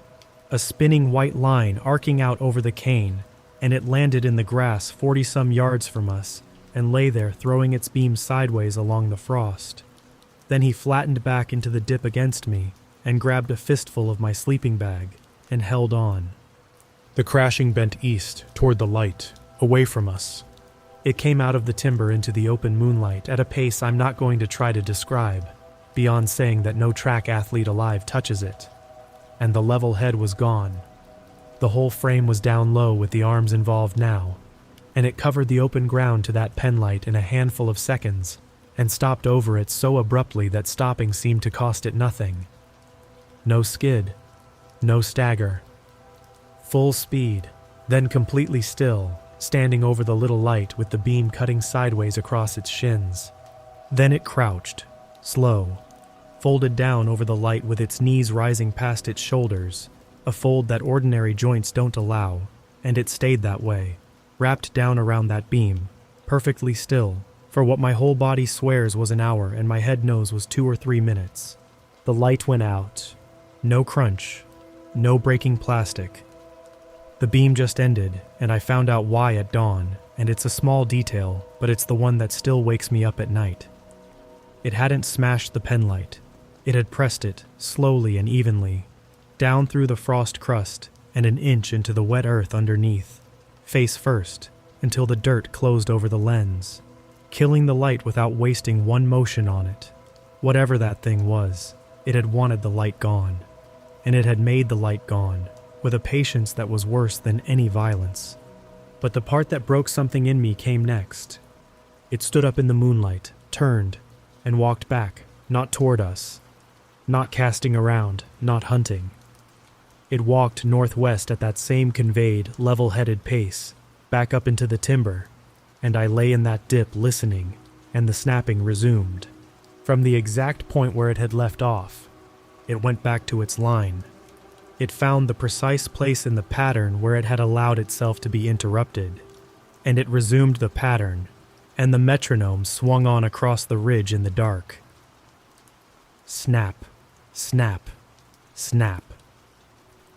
That was the moment my fear changed into something colder. Animals get distracted. Animals lose their place. This thing had a task, and the task had structure, and the structure could absorb an interruption and continue without error. Everything I do for a living told me exactly what I was watching, and everything I am wanted to be wrong about it. It was surveying, and its next line ran through our camp. The camp pass came somewhere around midnight. I can't give you the minute on that one, and I never will be able to, because the only light we had for reading a watch was buried face down out on the landing. We heard it coming for a long time, the snapping working west along the new line, down out of the hardwoods to the east, and then the sound changed to soft steps as it reached the open grass of the landing, and then there was nothing to do but lie in that dip 50 yards north, watch our own camp, and wait for it. It entered the east edge of the landing dead on the bearing I'd projected. I felt Pete's fist tighten in my sleeping bag when it appeared, and I did the only useful thing I had left, which was to put my mouth against his ear and breathe the words, "Don't move." It walked its line. The line ran through camp, so it walked through camp. It did not slow down for the fire ring. One long leg passed straight across the dead coals, and the level head never dipped, and I had half a second of insane relief where I thought it would simply thread the whole site and carry on west. But then the tent. The tent stood directly on the line, and the thing did not go around it, because going around was not something it did. It walked into the near wall, and the fabric pressed in, and the poles leaned. And then there was a sound I can only describe as one long, even tear. No ripping frenzy, no tangle, just a single continuous separation from one wall through to the other, and the thing came out the far side at the same pace it went in, and the tent settled behind it, opened in a straight seam, and I understood that as far as it was concerned, our shelter had been terrain. A stand of brush. A thing on the line, so a thing you go through. 2 steps past the tent it reached our packs against the log, and it stopped. That was the second time all night the rhythm broke, and this stop was different from the penlight stop, because it wasn't sudden. It eased to a halt over one stride, controlled, almost thoughtful, and it stood over the packs with its head making the first genuinely animal movement I'd seen from it. A slow tilt, one side, then the other. Then it crouched down over Pete's pack, and it went into the pocket. The pocket. The one pocket. On the one pack. Where we'd put every device we owned. 2 headlamps, the lantern, my flashlight, both phones, all of it powered off since before dark, and that thing reached down with fingers I could see in silhouette were too long and too many jointed, and it opened that pocket, and nothing else. It didn't search the pack. It didn't touch the food bag hanging 10 feet away, didn't touch the stove, the hatchet, the water jugs. It knew exactly what it wanted out of that pack, and one at a time it took them out, and it lined them up. I lay in frozen leaves and listened to it happen more than watched it. Small, hard sounds against the ground. Click, pause, click, pause.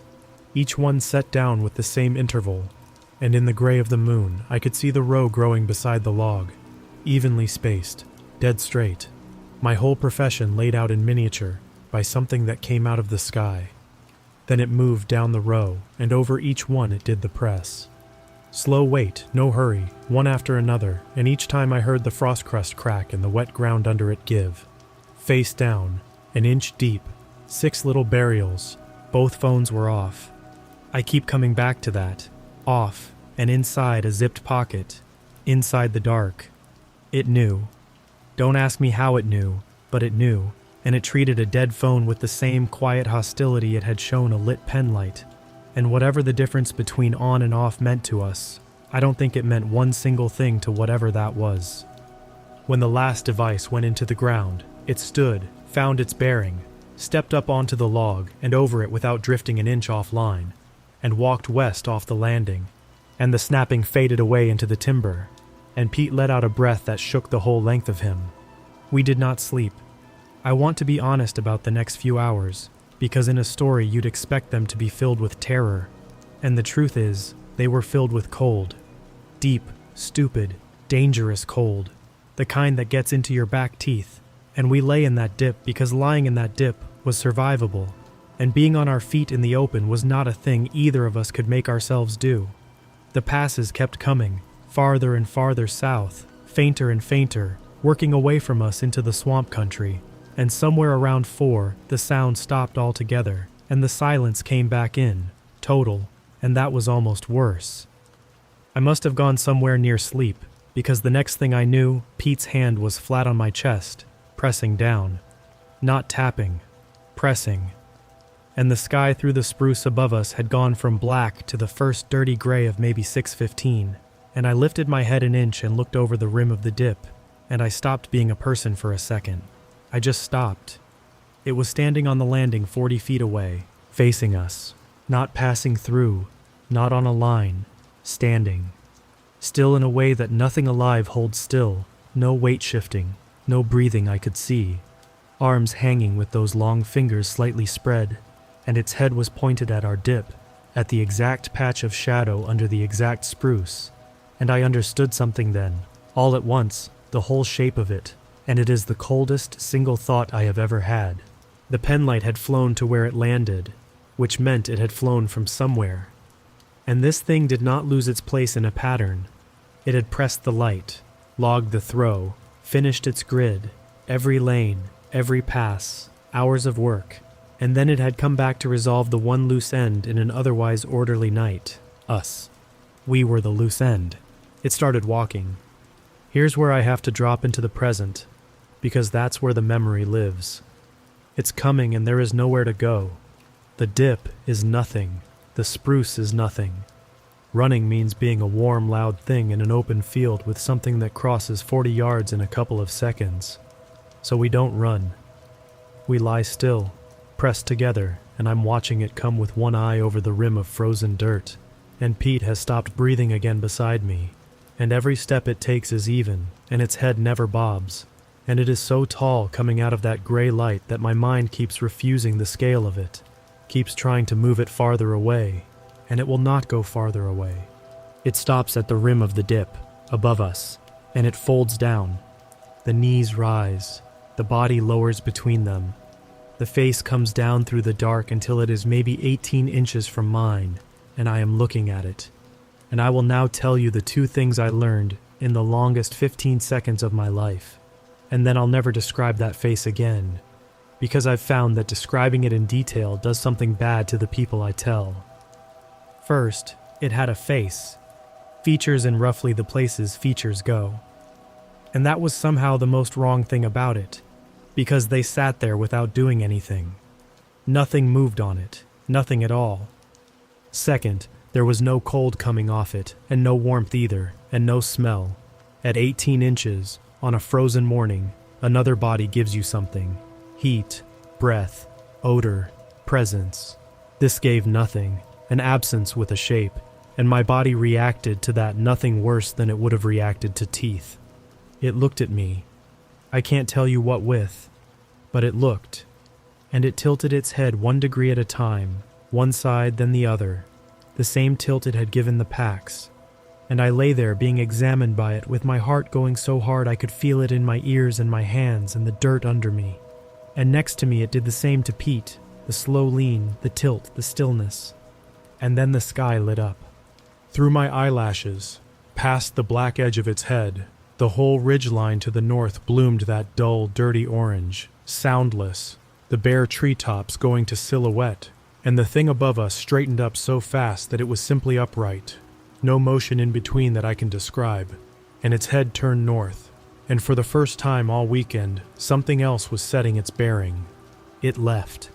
One instant it was standing over us, and the next it was in full flight, north across the landing, low and long, up into the timber, and the crashing of it faded at a speed that turned my stomach, and Pete and I lay in that hole and watched the orange light beyond the ridge do the one thing we needed it to do. It rose. Same steady pace it had come down with 2 nights before. Straight up, patient, no sound. A dull orange point climbing through the gray morning until it cleared the treetops in the distance. And then it dimmed the way the others had dimmed, easy and gradual, and the sky was just the sky. And the birds came back. That's how I knew, really knew, that it was over. Not the light leaving. The chickadees. Within 20 minutes of that thing going up, the woods around us started ticking and rustling and calling. All that ordinary traffic switching back on for the first time since Friday night. And Pete sat up in the gray light with frost in his beard and tears on his face and said the last thing either of us said out there. He said, "I'm going home to my daughter." We dug the 6 devices out of the ground beside the log with cold fingers, and we found Pete's penlight out in the grass, pressed into the dirt where it had landed. Nothing was cracked. Both phone screens had survived being pushed face down into the earth. 4 of the 7 still worked, including both phones. We left the tent where it lay, torn in one straight line, packed what mattered in 20 minutes, and walked the 2 miles out without stopping. And I have never in my life loved an object the way I loved that truck when it started. At the gas station on the state highway, the old guy behind the counter rang up our coffee and looked at us a beat too long. 2 unwashed men with wrecked eyes. And then he said, easy and flat, "You fellas see them lights Friday night? Whole township seen 'em." We said yeah, we saw them. He nodded and gave me my change, and that was the entire conversation, and somehow that 30 seconds did more to keep me sane than anything since. Because it meant Friday at least was real for other people too. We never reported the rest. Reported it to who? There's no form for this. There's no box to check for something ran search transects through federal timber and buried my phone. Pete told his wife everything, and she believed him, which tells you what kind of shape he was in when he got home. I told my sister, years later. Now I'm telling you. Point is, here's where I've landed after a lot of nights thinking about it. I don't believe that thing was hunting us. I've read every scary story there is about the woods, and they're all about being prey, and this wasn't that. And in some ways it was worse than that. Something was delivered to those woods on a Friday night. It spent 2 nights walking a flawless grid through the dark, looking for something. And on Sunday morning, the light came back and took the searcher home. Whether it found what it was sent to find, or simply ran out of ground, I'll never know.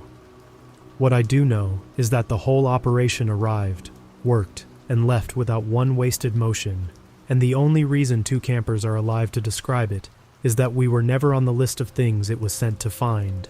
It checked, up close. It checked us both in the gray light before sunrise, from 18 inches, and it came to its answer and it moved on. We still do the October trip, 7th year, 8th. We didn't skip one, mostly because skipping felt worse than going. But we camp in state parks now, the kind with a ranger booth and a family with a screaming toddler 2 sites over, and neither of us has ever once complained about the noise. I still run lines for a living. Most days it's just work, but every so often I'll be sighting down a long lane I've cut through timber, checking it for straightness, and I'll find my own hands have gone cold, because mine is never perfect. There's always a wander in it somewhere, some small human error, and I've caught myself being grateful for the error, genuinely grateful, because the error is how you know a person made it. To this day, when I'm outside after dark, I check the sky before I check anything else. Not because I think the lights are coming back, because for one weekend of my life, something walked the deep woods in perfect straight lines, patient and silent and exact, looking for what it had lost. And when it finally looked at me, it decided I wasn't it. I've made my peace with that, mostly, but I'd give a lot to know what it was actually looking for out there under the ridge, and I'd give more to know what happens to the thing it finds.